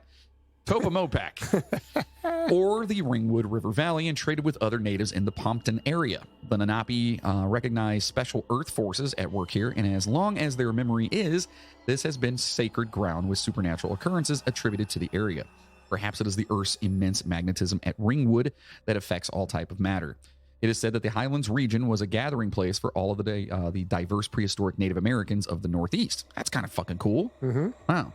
While the forces remain a mystery, it was known that there were lots of iron in the hills and valleys of Ringwood. As such, in 1742, the Ogden family established the Ringwood Company and built the first blast furnace to begin mining and selling the iron. So lots of iron in the ground. Lots. By 1771... Well, if you remember from our Jersey Devil episode... Yes. In the Pine Barrens, they did that. They mined that bog iron or whatever was like the big industry out there. Yes, So yeah. By 1771, the last Iron Master of the American Iron Company, Robert Erskine, was sent from England. Man, the last Iron Master. That's a TV show right there. Absolutely, the last Iron Master. Ooh, wait a minute. The last Iron Master. That's the robot Bigfoot. There you go. Boom. That's it. Biological robot Bigfoot, the last Iron Master. That's his real name is the last Iron Master. Yes! Oh, it's coming to fruition, folks. God, this is amazing. So Robert Erskine would manage the company during the Revolutionary War. The iron mine at the site helped to supply the Continental Army with components of the chain system used to defend the Hudson River, camp ovens, and domestic tools and hardware. After the war, Martin J. Ryerson, Ned Ryerson. Dude, I didn't even think of that. Holy shit. Yes! How did I not think of that? That there is a Groundhog Day reference. Groundhog Day, yeah. It's me, Ned Ryerson. He purchased the historical ironworks in 1807 and began building the first section of the present manor circa 1810. The home was a small 10-room federal-style building. In 1853, the Ryerson's house and property were purchased by Peter Cooper. Cooper purchased the 19,000-acre site, which included the Long Pond Ironworks area, for $100,000. Cooper's iron business, Trenton Ironworks, was managed by his son Edward and his son's business partner Abraham S. Hewitt. Additions to the manor were constructed in 1864, 1875, 1900, and 1910. Eventually, the iron industry moved further west in America, and Ringwood's iron mines finally closed. In 1938, the Hewitt family donated Ringwood Manor and its contents to the state of New Jersey. Preserved as a historic house, museum, and the state park, Ringwood Manor and its grounds are excellent examples of Victorian wealth and lifestyle. Now, why did we tell you all that? Why did we tell you all that? Because we like to give you guys history. That's exactly why. Okay? It's interesting. We know you're fucking nerds just like we are. It's interesting. Soak it up. Plus, the history of a building lends to why it may be haunted. Correct. You know what I'm saying? Right. On a side note, and we'll discuss it later because I don't want to say it right now on the show. Okay. But I have an episode idea that is going to be full bore nerd. All right. Yeah, like full nerd. Like like time travel episode nerd. Oh. Yeah. It'll be fun. It'll be fun. Yeah. We'll talk about that. So let's talk about these hauntings. All right. In total, there are 4 different places that are said to be haunted. If you wander the halls of the manor house at night, guests commonly meet the ghost of a servant known as Jackson White, who haunts a small bedroom on the 2nd floor. Legend states that in early 1900s, Jackson worked as a servant for the family, but was caught stealing food from the pantry in the middle of the night. Dick. One of the white workers beat the man to death in this room, so I'm assuming he was of African American. Sounds like it. That sucks. Many visitors have heard noises coming from the empty room. Footsteps, sounds of heavy objects dropping, soft crying, and they keep finding the bedroom door ajar and the bed rumpled. And it actually uses the word rumpled. So messy. It's a messy bed. That sounds like someone's going in there and getting busy. Squeaka, squeaka, squeaka. It's a ghost. No, it's not. Behind the manor pond is the grave where owner General Robert Erskine is buried. The locals are afraid to come near the graves because at dusk, General Erskine can be seen sitting on his grave, gazing across the pond. Why the hell wouldn't you want to go see that, though? What do you mean you're scared of that? Go look at it. That'd be fucking awesome if you could see that. I'd be interested as shit. Yeah. I'd go. Maybe when we're in Jersey, we'll go. When are we going to be in Jersey? If we're ever in Jersey, we'll go. The pond itself was created for a young woman known as Sally, who can also be seen around the graves. She meets guests with music as well as flowery fragrances. Oh, again, why wouldn't you not go? Yeah, that actually sounds nice. It sounds like a pleasant evening. It sounds very nice. For 4 dudes to have a picnic together. On their boat. So let's talk it's on about a lake. It is. Let's talk about some French soldiers. Oh. Also, it is the French. This one will be There great. he is. It's going to be fantastic. Yeah. Can I read this one? Absolutely. Oh, this is fantastic. So near Erskine, it is said that there is an unmarked grave filled with remains of French soldiers who fought during the Revolutionary War. Wow. Oh. Okay. During the day, all you can see is a depression in the grass near the general's grave. Ooh, all right. But it is believed that at night, when the lights are out and the moon hangs brightly over the manor, the dead return to walk around the pond Wow. and gaze over the shore in search of their loved ones. Oh, that's very poetic. Sometimes you can hear soft, sad voices speaking in French. The French, man, even in death, they're very, what's the word I'm looking for? Eloquent. Yeah. Fantastic. Yeah, very like, Okay, I'm done. The last haunting is the grounds itself, which were said to hold an ancient Indian burial ground. of course. Right. You moved the... you moved the stones, but not the graves. When the house was built over these remains, along came a curse and a haunting, which was resulting in various strange occurrences to visitors who say that a dark energy can be felt. Others claim that spirits come home with them. Actually, sounds pretty cool. Yeah, no, absolutely. I think that It sounds like a cool spot. Yeah, that sounds I would go check it out. magnificent. It's like, it sounds haunted, but like nicely haunted. Yeah, it's nice. Like you get ghost ladies greeting you with like nice fragrances and music, and like French soldiers just looking for their loved ones, Hanging man. around, eating cheese, Talking in French. talking in French, hating Americans. Yeah, well, I mean, can't blame them. Yes, it's true. So, not nice, quote, a purported meeting place for the KKK, notorious suicide site, and rumored gateway to the depths of hell. Wow. Yes. That was the first description of the Devil's Tree that we found, Oh. and had to put it in there. So, yeah, sounds Yeah, no. fun. Well, it's not exactly a building. Thrillist named the Devil's Tree one of the most haunted places in America and the most haunted in New Jersey. There's sure seems to be an awful lot of those haunted places in New Jersey like that. Yeah, well, I mean, I just found another place that's supposedly the most haunted place. I don't know. Anything for marketing, I guess, right? The Devil's Tree is infamous among locals and has evolved into a chilling tourist attraction. Ooh. According to Thrillist, quote, legend has it anyone who harms the tree will suffer swift and violent retribution. So naturally, it has become a tradition for ballsy teens across the Garden State to pee on its trunk. Yep, just read that. From... Yeah, but you're not really damaging the tree by peeing on it. Yeah, but do you want to be peed on? I mean, like, you might piss it off. No pun intended. If I was that close to a horse's wiener, I'd be worried about getting pissed on.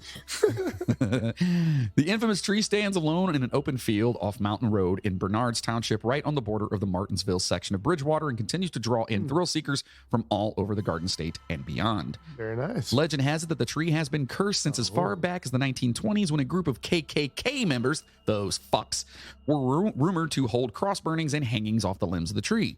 Yuck. Basking Ridge historian, or also known as MrLocalHistory.org, Yeah. Brooks Betts confirmed there were, in fact, an active KKK clan located just down the road on the Bridgewater side near Route 202, 206, and Brown Road. If anybody lives out that way, go fuck those people up. Yeah, kick them right in the dicks, where the Hindu temple now stands. However, the Oh, clan... wait, never mind. Yeah. Yeah. Okay, don't kick the Hindus. Yeah, please don't go there and fuck those people up. Yeah, be nice to them. However, the clan activities have not been proven. Quote, one of the different rumors is that one of the guys, a grand wizard of the clan, who owned the property of Bridgewater, would hold a series of KKK activity and cross burnings, and instead of doing it on the Bridgewater property, they did it on the tree. I like that they call them activities. Yeah, Like they're out activities. there like making like fucking macaroni art Yeah. and shit. Crocheting, knitting their white gowns. Fucking bingo going Oh, on. God, no, they're not activities. I mean, I guess they are. They're really bad activities. Yeah. There were tales of lynching and cross burning, but nothing was substantiated, Betts says. So another rumor revolves around a farmer who lived in the white farmhouse that had stood adjacent to the tree, who murdered his entire family at the home and then hung himself on the tree. Look, Yikes. I can't. You don't know what happened. He might have, you don't know what they did. I mean, we weren't there. Yeah, I'm just saying, any of you guys that have families, it's All right. All right. Whoa. So Betts said there is no record of the murders ever being reported. I think what Moody's saying is that he loves his family and he would never allow anything to ever happen to them like that. Right? Correct. Right. Quote, the property then laid dormant until the 1960s when a couple of local kids invented a story about a rogue white pickup truck that would come over the hill and kill you. Okay. That's the whole story. Yeah, that's it. Just a random truck. Comes over the hill. It'll kill you. Yeah. Bet said he spoke with one of those boys later. Overdrive. Yeah. Oh man, I love that movie. They need to read. No, they don't. They don't need to read. Yeah, that no. movie. Don't touch it. So Bet spoke to one of the boys later on who told him that they made up the story and drove the haunted pickup in attempt. They drove the pickup. Yeah, this is great. This is my favorite part of this whole thing because like this is legitimately the beginning of a fucking local legend, and these kids are like, yeah, we did it. Just to fuck with people. All right, they did it to keep people off the property so they could hang out and drink by the tree. So they made up a bullshit story about a haunted white truck that would run you down. Yeah, so people wouldn't come over there so they could just hang out and drink. It's kind of ingenious. My kind of people. Yeah, it's kind of ingenious. Wow. I feel like those would have been our friends. Yeah. It might be one of our friends. That's a possibility. You never absolutely. know. So the tree has since been called a portal to hell because of all the rumors. Quote, supposedly anyone who tries to cut down the unholy oak comes to an untimely end, and it is now cursed. It is said that the souls of those killed at the spot give the tree an unnatural warmth, and even in the dead of winter, no snow will fall around it. Betts wrote, this is from Betts, of course. He wrote in a piece about the tree years ago. Okay. The tree gained more attention after Weird New Jersey published a story on the tree in 2012. To this day, thrill seekers come out to the tree and try to press their luck and see if they end up cursed. Quit fucking with the tree. Yeah, well, yeah. Leave the fucking tree alone. Even if it's bullshit, like just it's a fucking tree, man. Leave the fucking tree alone. We need trees. Yeah. Some try to touch the tree while others pee on it. Jesus Christ. Or try to cut it or burn it down. You can still see the axe and burn marks permanently branded onto the tree. Let's be honest. If you try to cut it down, you should be cursed anyways. Right. You're an asshole. You're a fucking dickface. Yeah, you're an asshole. Many took pieces of the bark as a souvenir or proof that they were at the tree. With much commotion surrounding the tree, the township has designated the area a park where the field and tree are now sanctioned and protected. Good. Yeah. Quit fucking with the fucking tree. Yeah, absolutely. The tree has a protective chain link fencing around the trunk, and the park remains closed, with Bernards Township police patrolling the area. I'm going to, hold on a second. You got another one? No, I'm good. Okay. I'm good. Bless you. Thank you. Gesundheit. That was a random sneeze there, folks. Yeah. Everyone right now is going, holy shit. Okay, I'm sorry. Betts noted that there is, quote, some element of truth when you look at the rumors, but when you dig deeper, it doesn't all check out. Was there a clan there? Yeah. A white truck? Yeah. There were no hangings proven, though. And you decide for yourself. Is it real? Is there any truth to it? Or is it just some tree? You decide. I think that sounds cool. Yeah, a little tree. Like you can find pictures of the tree. There's some creepy pictures of it where it looks creepy, like some older pictures of it. Yeah. Yeah, they're like black and white photos and stuff. It looks like depending on the time of the year, like that's awesome. It looks pretty creepy. Yeah, I'd like to go. So let's check out another road. What do you think? Another road. Yes, this is Indian Curse Road. Indian Curse Road. It's just a bunch of Indians out there going, fuck you. Swearing at you. Fuck you, motherfucker. Drive by, they throw shit at you. Yeah. Swear. Hey, fuck off. Actually, funny story, real quick. Oh, man. This has to do with Jersey. Okay. There is apparently, when I was looking for this, I didn't put it in here because it's definitely creepy, but it's really straightforward. There's an abandoned like mansion or manor or something somewhere that is literally covered from like top to bottom in just fucking swear words and curses and shit like that. And like they're written out very nicely in like lines and shit. This is in Jersey? Yeah. Why? Yeah, I don't know. And they never painted over it? They never did anything? No, I think it's still like that. So it's just It's completely like in the wrapped. woods. It's just like in the woods, this old decrepit house that has like just fucking like suck my dick and like fuck you and like, dude, there's pictures of the inside where it's like you're a fucking cunt, Mark, you're a whatever, like directed towards certain people at point. Like it's ridiculous. Is it possible that maybe that house is meant to take negative energy from people? No, probably not. And it holds the negativity from those people in the walls of the house. I doubt it. Why not? Ghostbusters, the ooze, you know what I mean? That's true. I mean, I don't. and that's real, right? Yeah. All right. So Route 55 has a long history of curious occurrences. No, that's real. Of course. Home state hauntings in March of 1983, the Department of Transportation started construction on a field just off of Route 47 in Deptford between Montauk and Franklin Township. Franklin Township to build a new 7.2-mile stretch of Route 55. Now, do you say route or route? I don't know. So it depends. If it's a road, I'll call it a route, like Route 82, whatever. Right. But like if you're going somewhere, it's a route. Right. Like what's the quickest route? Okay. But for a road, I say route. Route. Yeah. Route. I say route, I think. Like Route 66. Yeah, that's true. People don't call it Route 66. You don't ever hear Route 66. Anyway. I wonder if that's like a regional thing. Possibly. I don't know. I can barely talk as it is, so I'm just wondering what other people think. So 2 months later, mysterious deaths began to befall the workers involved with the project.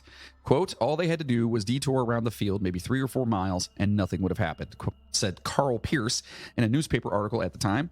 Pierce, or Sasham Wyandaga, the chief and medicine man of the Delaware Indians, said the land was an ancient Indian burial ground and therefore sacred. Holy crap, this is the house? That's the outside, yeah. That's part of it. Lick my shithole. Lick my asshole. Blow it out your asshole. Suck my cock. Drink my piss. Well, this is a great episode for all you children out there. Wasn't this supposed to be the clean one, too? Yeah, for your we didn't. daughter? This is not the clean one. Oh, my God. Yeah, the inside's just as... I'll see if I can find a picture of the inside. It's even crazier. You got to post that one up, too. Yeah. Quote, I told them what would happen if they didn't stop the desecration. Pierce was quoted as saying, the damage is done. The problem is I feel sorry for some of the people who will be traveling that road in the future. The first unfortunate incident was that of a 34-year-old worker who was run over by an asphalt roller truck. Fuck. If there are ways to not go out, that's one of them. Ugh. I just picture it was fucking Roger Rabbit. See, I picture... Doesn't he get... This one dude gets run over by a steamroller, like the cartoon steamroller. I picture, what is it? Austin Powers. Yeah, and he's like 50 yards away. Another worker fell to his death when he was working on an overpass, swept up by unexpected high winds that had apparently come out of nowhere. That sucks too. Soon after those incidents, an inspector fell dead on the job from a brain aneurysm. Yikes. Other workers or members of their families suffered strange maladies. One worker's feet turned black, while other workers' family members developed cancer. Jesus. All kinds of shit going on here. What is... That's a picture from inside the house. Oh, there's a picture of the inside Look of the what's house. on the floor. It's a raccoon! Post that one. Dude, I got 4 pictures. I'm going to post them all. Oh, my God. That's amazing. Oh, man. So then a van carrying 5 Department of Transportation employees caught fire and blew up. Holy shit. The parents of the killed asphalt worker died during the first week of construction, and a brother and father of another worker died that same week. Holy shit. So lots of death around the building of this fucking place. Yeah, it's crazy. That's crazy. A DOT employee who asked not to be identified because he fears the curse said that Carl Kruger, Fear the curse. the site engineer for the project, Carl Kruger, would often speak about the curse and the coincidence of the events. The employee informed Weir, New Jersey, that Mr. Kruger had died of cancer shortly thereafter. Could he have been yet another victim of that curse? Sounds kind of likely. That's rough. Oh my God. So now let's talk about the Devil's Tower. The Devil's Tower was built in 1910 by a millionaire sugar importer named Manuel Rionda. Before it received the name Devil's Tower, it was formerly known as Rio Vista. According to reporting from Forbes, the tower was built and dedicated to Rionda's wife, Harriet Rionda, who was buried on nearby land but later moved to Brookside Cemetery in Inglewood. Rumor has it that Mr. Rionda built the tower for his wife so she could look out the New York City skyline. At the New York City skyline. Others believe he built it as a mausoleum or for religious purposes. But even with Mrs. Rionda's death, and later Mr. Rionda's death in mid-1900s, many believe Harriet Rionda's spirit still lives at the tower. The tower was connected to Rionda's home by an underground tunnel, which is awesome. Yeah. That's super cool. So there's another thing that I would like to get into at some point if we come back to Jersey, because I definitely would like to.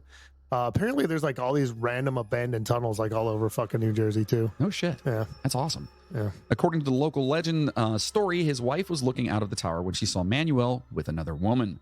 While she may have suspected infidelity for years, according to reporting from New Jersey Magazine, distraught from the sight, she jumped off the tower, killing herself. Since her rumored suicide, there have been many reports of hauntings, including people who have said they have been pushed by something unseen. Others have reported strange noises, and because of this, Manuel locked up the tower, filled in the tunnel connecting the home to the tower, and even removed the elevator leading to the top of the tower, proclaiming, quote, "Nobody will ever go up there again." That's according to reporting from Try to Scare Me. Ooh, yeah, try to scare me, bitch. Since that time, people have started calling it Devil's Tower. Witness reports still hearing noises and smelling perfume, while at other times you can hear a scream as the wife jumps from the tower or a workman falls from it. Her ghostly spirit has also been seen as a shadowy figure in the windows. Some have said that if you drive or walk backward around the tower a certain number of times, the devil or Manuel's wife appears. Okay, so while while writing this one, I was having an issue, and that issue was this. Every time that I would go to put that dude's name in there, it would change it from Manuel to Manual. Why? Like Manual, like fucking And like a instruction manual. Yeah. Every fucking time. That's Not hilarious. only on my phone, but on my laptop. It would underline it in blue, and I'd click on it, and it would try to change it to fucking Manual. I'm like, It's messed up. dude, like It's a popular name. Exactly. Like, you don't fucking know. Like, I was so goddamn frustrated. Stupid technology. So Devil's Tower and the spirits surrounding it clearly seems to be here for good, keeping a dark cloud around the rich community of Alpine. Even after Mr. Rionda's death, there were plans to demolish the tower by the town, but activities were halted and eventually aborted after several workers fell to their death. So don't fuck with Devil's Tower. No, don't. Yeah. You don't want to do that. Yeah, don't do that. Sorry, I had to mute that real quick. So now let's talk about Burlington County Prison. The Burlington County Prison is a historic museum property located next to the Burlington County Jail in Mount Holly Township, Burlington County, New Jersey. Operating from 1811 to 1965, damn, it was the oldest prison in the nation at the time of its closure. The imposing structure was designed by Robert Mills, considered to be the first native-born American trained as an architect. That's pretty awesome. Yeah. Mills may be most famous for his government buildings and monuments, including the Treasury Building. That's cool. Which is actually featured on the back of the $10 bill. Kind of fucking cool. Yeah, that's pretty sweet. I didn't know that either. I was like, whoa. And the Washington Monument. This guy was popular. He was good. But he also designed several courthouses, churches, and prisons.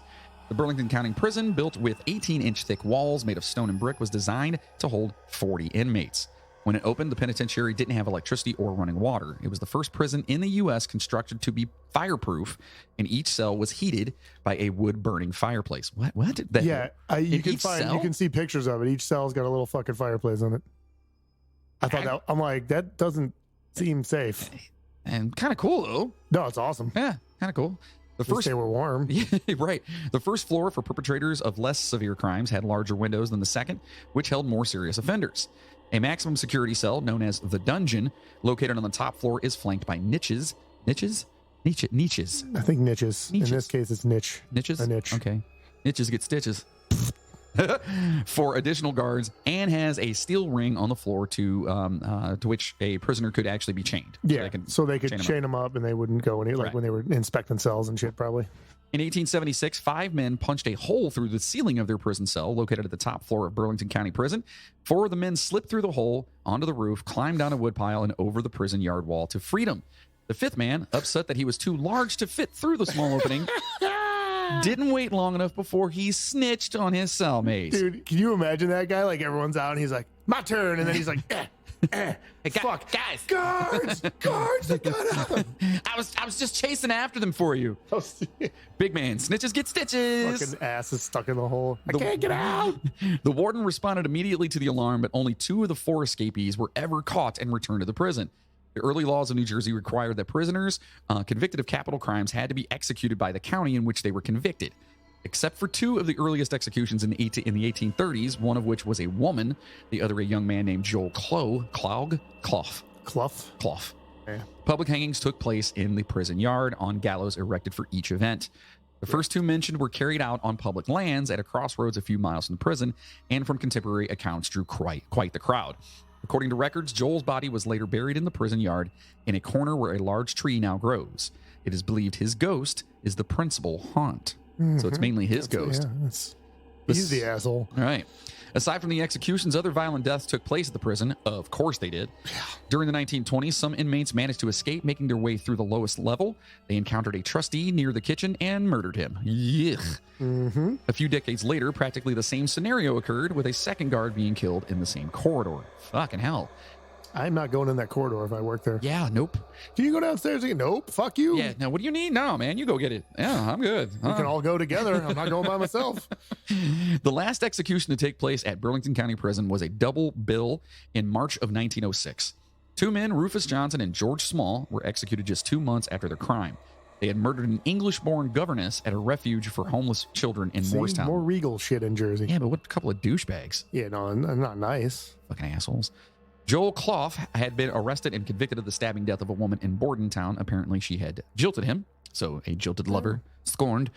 Though he managed to escape, the 29-year-old Clough was quickly recaptured and confined to the death cell on the upper floor of the prison, which is basically like It's a solitary. Yeah. It's like one cell. That's the one with the niches. death row kind of Niches, thing. yeah. The niches get stitches. A brochure given out at the museum describes the maximum security cell this way, quote, "The dungeon or maximum security cell was in the center of the top floor. That location was carefully chosen to prevent escape by digging, to minimize communication with criminals in the cell blocks, and to ensure constant surveillance by guards making rounds. This was the only cell without a fireplace. So fuck you, be cold." Yeah.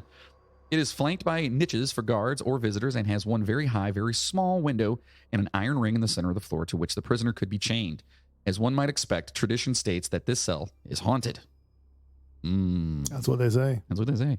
Policy of the time was to chain the condemned to a ring on the floor naked. Oh, fuck. And with no warmth either.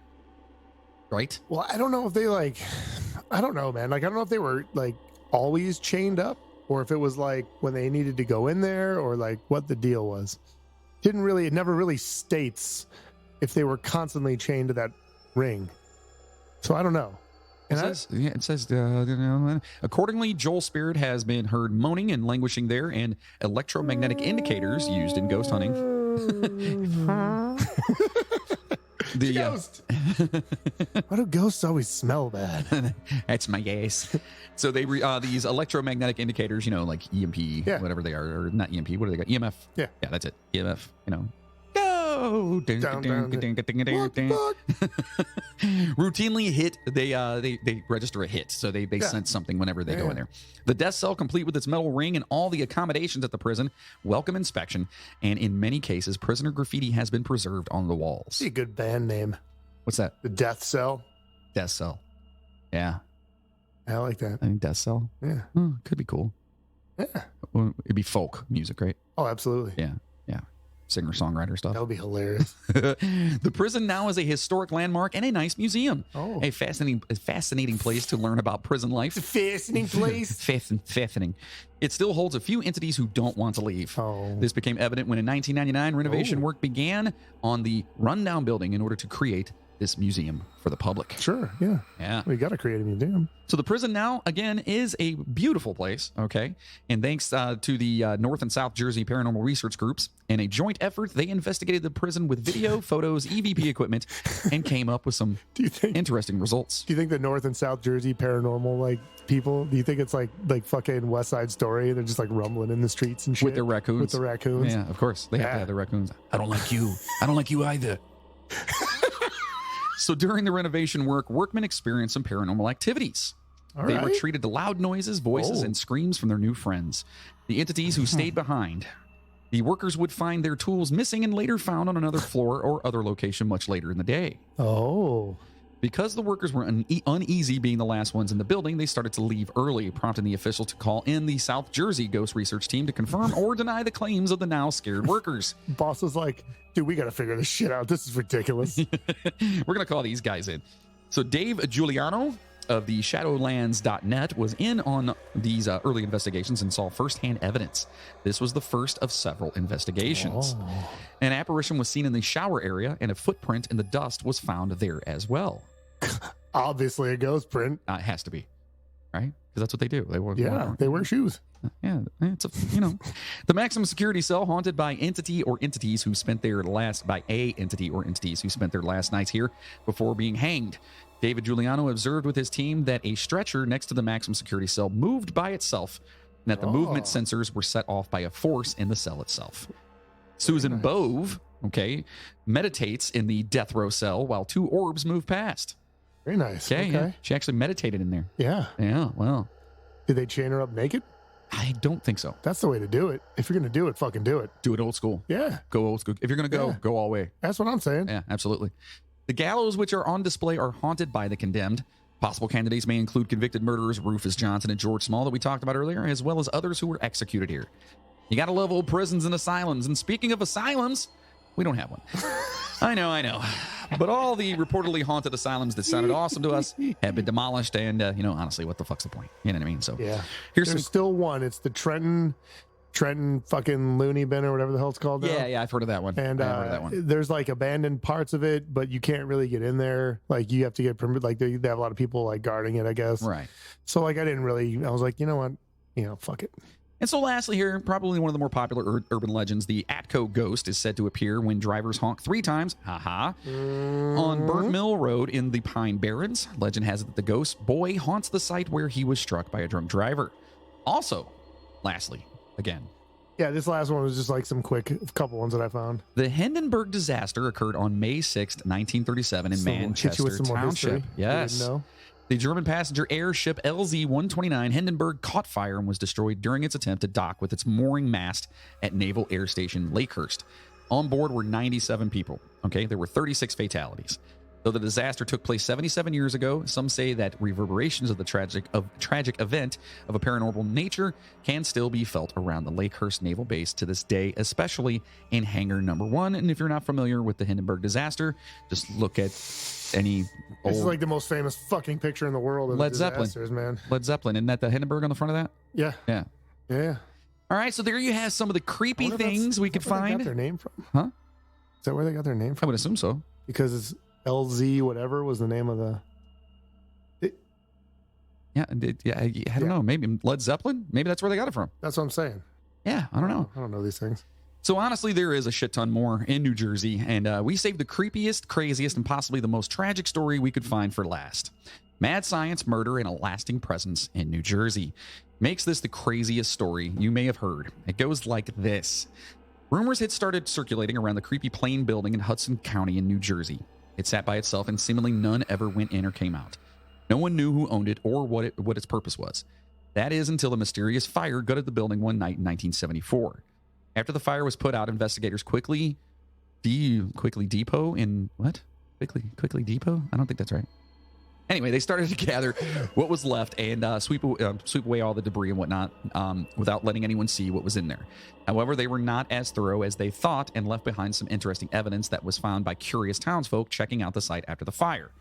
As much as could be pieced together goes, and it goes like this. Apparently, the government owned the building. After World War II, the government brought over Nazi scientists with Operation Paperclip, which I've always wanted to go over. Yeah, we could, maybe in the future. Operation Paperclip's a good one. That's a good one. Well, it looks like this building in Jersey played host to several of the worst. The files showed the scientists were working on some sort of biological weapon and also animal experimentation to train small animals to be weapons. They experimented with mice, rats, possums, raccoons, squirrels, moles, groundhogs, and other animals, trying to find ways to train them to deliver explosives and other biological weapons. When the fire started, there were many animals that escaped. Most of them were near death due to the mistreatment. But a local family stumbled across possibly the most disturbing pair of animals that have been tested and experimented with. These two animals, a male and female raccoon, showed many disturbing characteristics that they should not have. They acted almost human-like and communicated with series of sounds that seemed like their own sort of language. They had very little fur except for their heads. The couple put, down food for them, and the raccoons, were fed and then took off. Nobody else saw these two raccoons, but there's compelling and creepy evidence that they existed. Wandering the streets of Jersey today, you may find yourself in some unsavory places. Within these unsavory places is where you can find the evidence of these raccoons and their existence. While you may run into many normal raccoons, you may also run into raccoons that are essentially human. They walk, talk, and wear leather jackets. They are tough and will not hesitate to cut you, as many of them carry switchblades. They generally have bad attitudes, but have been known on occasion to help you out if you're being threatened by someone from the family Pepitone. These raccoons are said to be the direct descendants of the 2 raccoons that escaped from that burning building so many years ago. So when you're in Jersey, just be warned and be aware of the fucking raccoons. Yes! Well, there you have it. Our first installment of Creepy Jersey. There will be another at some point, as we've found so many cool and creepy places and things in Jersey. Because of its age and location, there's a ton of really cool historical places there and events that took place there. We recommend checking out the history of the state. While it may have a reputation as being the garbage dump of the United States, there's actually a lot to love about Jersey, especially if you like creepy and haunted and fucking raccoons. That's right, dude. And like haunted roads. If you like haunted roads, I mean, apparently that's the place to be. All right, passengers, we really hope you've enjoyed your ride with us on creepy fucking New Jersey. Some cool stuff, man. It's been some super cool stuff. I love the history and stuff there, especially those, those East Coast states and whatnot. Man, there's so much there. So we may have noticed that we didn't have a movie thing today. No movie today.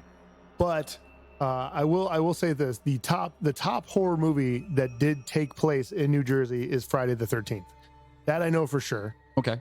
And I think some of the other... Is that where Camp Crystal Lake is? Apparently that whole thing takes place in Jersey. Huh. That's pretty awesome. Yeah. Super cool. So, yeah, and not only that, but this is a relatively longer episode already, so we were like, fuck it, the movies or whatever, So anyway, it's pretty awesome. I'm stoked about it. Yeah, you know what I mean? I thought it was fun. Cool. I learned a lot of shit. I love doing the creepy. There's a lot of history in Jersey, ones, and hopefully you guys enjoy them as well. Any of you Joyzy fellas out there. The Joyzies. Fellas and gals. I mean, we do have a lot of listeners that live out there. Yeah, so if you guys are familiar with any of these legends, or if you've been to any of these places to check them out, man, please let us know. We want to hear, we love to hear, the local firsthand accounts. Yeah. We definitely want to hear if you guys have been to any of these places, if you've heard about any of these places. And we've definitely found a ton more, and I'd love to do another Haunted Jersey episode in the future. So yeah, awesome. So what are we doing next week? I have no idea. We're going to be doing the Boston Strangler. Who? The Boston Strangler. Now, you guys have to know. So real quickly. Sure. There was, if I'm not fucking mistaken, hold on a second. Uh-oh. I want to check something out. Uh-oh. You could keep going with what you're saying, though. I can? Yeah, go ahead. Well, thank you. I'll bring it back. I'll bring it back around in a second. So next week's episode, we're going to be talking about the Boston Strangler. We're going to go back into the true crime area here. And it's basically, it's someone who murdered 13 women in Boston, all right, back in the 1960s. And they say it was Albert DeSalvo. Correct. And he kind of confessed, but then details and stuff came out that basically says that it wasn't him, but it could be him, but they're not him. And so it's still it's solved, but it's not solved. And that's what I liked about this case. Yeah, it's cool. So yeah, it's crazy. So next week we're going to be talking about the Boston Strangler. So hopefully you guys keep your big boy and girl pants on, and when we dive back into some true crime. So make sure to stop over to our official website, the Midnight Train Podcast. At our website, you can buy some of that super sweet stuff that we were talking about. The Fecal Fighter T-shirts, and the possibly new biological robot Bigfoot T-shirt that I'm. Yeah, what the hell was his name? The last iron something. Yeah, last iron worker, last iron. Fuck, we'll have to go back through. It was epic, whatever it was. Yeah, we'll find it. And listeners keep asking. I do that every time. Asking how they can keep the steam in our engines and help grow the steam in our engine, keep more steam in our engines. Well, if you like what you hear from us, consider double the coal. That's right. Consider being a producer of the show by heading over to the Midnight Train Podcast and clicking on the Patreon button, or go to patreon.com/the Midnight Train Podcast for as little as $5 a month. Now there is a $1 version on there. It doesn't. I don't think you get the bonuses with that one. No, you don't. It's the five and up. 5 and up gets the bonuses and whatnot. But if you just want to help out and you're like, hey, what's a fucking $1 a month? You know what I mean? Yeah. It goes to us, and listen, we appreciate every red cent that comes in. So we I seriously appreciate everything. But you can get all kinds of stuff over there, like a custom shirt, custom poster, custom stickers. Yeah. You get the bonus episodes like the Day the Music Died series that we just did on Scott Weiland, and so many more. It's really cool. So if you guys are into it, and if you're a diehard Midnight Train fan, and you want to help produce this motherfucker, our Patreon is definitely for you. For those of you that would rather leave a one-time donation because you're just like, you know what, I like these guys, but I have commitment issues. We get it. You can use the email address, themidnighttrainpodcast@gmail.com, over at PayPal. Pew pew. Pew pew. And and everything that comes through, guys, we literally put back into the show. So thank you. Also, you can easily like, subscribe, and rate us on your favorite podcast platform. And most importantly, share the Midnight Train to everyone. It takes only a couple of minutes, and word of mouth is how we're going to get more passengers on this train and continue to bring you weekly episodes. Man, it's early. I had a late night last night. I'm sorry for all the mumbling today. Okay, buddy. God, it's been rough. So we honestly just can't thank you guys enough. Now, listen, I decided that we are not going to be naming everyone that subscribes on the website and stuff, because we're just getting too many of them, and it's so many. And we thank you guys for doing that. So from now on, from here on out, we're only going to be naming our Patreon producers. Okay. Because, they're throwing in that money in there. They're supporting it that way. And we appreciate everything you guys do out there. But I just feel that we need to, show them some more love, because they are doing so awesome. So if you guys want your name mentioned, it's Patreon. That's who we're going to do it for now on. Okay. Yeah. So I found what I was looking for. Oh, wow. You still haven't found what you're looking for. No, I did find what I'm looking for. No, but that's not how the song goes. I don't care. I hate fucking you too. Well, I don't like you either. Go ahead. So it, oddly enough, and I know you had not planned this at all. This is why it was it hit me in the old brain cavity. Okay. I was like, wait a minute. I remember reading somewhere in my research for Creepy, New Jersey, the Burlington Penitentiary that we did, the little Burlington prison. Albert DeSalvo was an inmate there early on in his life. Oh, shit. He was arrested for carnal abuse and held at the Burlington County Prison in cell 7. Look at that. So there you go. Well, we're going to be talking about him and we're going to bring up Burlington. Yeah, we're going to research whether or not he is or was or is, if there's someone else that is the Boston Strangler. That was in 1955. All right. So listen, you Patreon producers, you really have no idea how much it means to us. So I'm working on something special for y'all too. Yeah. If I can pull it off, it's going to be epic. Well, where is my drum roll? Because I want to announce these beautiful people. Let me find it. It is right there. All right. Thank you to our superhero Patreon producers, Laura Randall, Tommy Fenderbosch, Chad Flint, Cheryl Pierce, Chris McLeod, Justin Kowalczyk, Rob Webb from the Funbox Podcast, Christina Skelton, Jessica Bartolome, who are the Sisters Skeleton. The Sisters. Please go check out the Sisters Skeleton They're going to be the ones podcast. that give us the most shit about the Jersey. Yeah, because they are from Jersey. Yep. And if you listen to their podcast, you can tell. You can tell. We love you, girls. And also to Maria Gibbs, Chainsaw, Jigsaw. What the fuck? There it is. Craig Spurlock, Rick Reisler, Courtney Batchelor. I'm sorry, Courtney. Well, we said Court earlier. Yeah. Maybe his name was Courtney. Maybe, and he shortened it to Court because he didn't want people to make fun of him for having a name Courtney. Right. As a man. So now that makes sense. Yeah. Because you know how they do that sometimes. Yeah. Like, they have. Yeah. But there is a guy, you ever seen Quick and the Dead? Yeah. There's a guy named Court in that movie. See? C-O-R-T, Court. Oh. I don't know. All right, whatever. Anyway, also to Katie Brabenick and Bill Birch, if you want your name to be mentioned on the show, please become a Patreon producer. We appreciate you guys so much. And what? You missing something? Did you put our newest Yes. Patreon member? Did I miss it? I didn't. You mean Laura Randall? Was it in there? Yeah, oh, it was the first one we mentioned. Laura, welcome, and thank you so much for the support. I was looking for DeSalvo. That's probably why I missed it. DeSalvo's not in here. I don't think he's a Patreon producer. It'd be awesome. Could you imagine how fun? Could we take his money? You know what I mean? Like, I'll fucking take his money. Oh man, I don't know if I could. Fuck that guy. I'd feel weird about it. Anyway, charge him double. So there you go. You guys are fucking amazing. It is a long episode. I'm tired. I have a long day ahead of me. And cleaning up puke. So apparently someone decided to go to my wife and my establishment and get a little bit too intoxicated and threw up all over the bar. So thank you for that. Yeah. And saying that, stay safe out there, passengers. And as always, choo-choo, motherfuckers. Now go home and get your fucking shine box.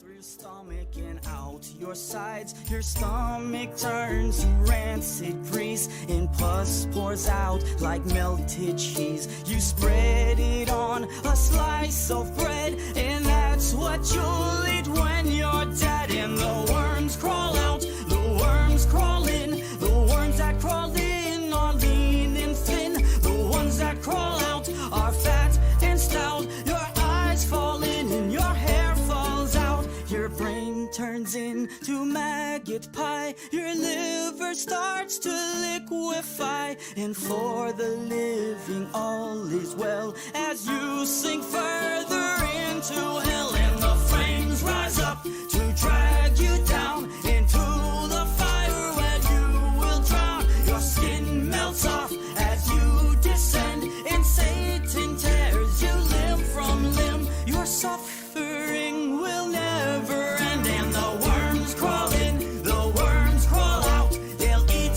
your guts and then shit them out. And when your bones begin to rot, the worms remain, but you do not. So don't ever laugh as a hearse goes by, for someday you'll be the one to die. And when death brings his cold despair, ask yourself, will anyone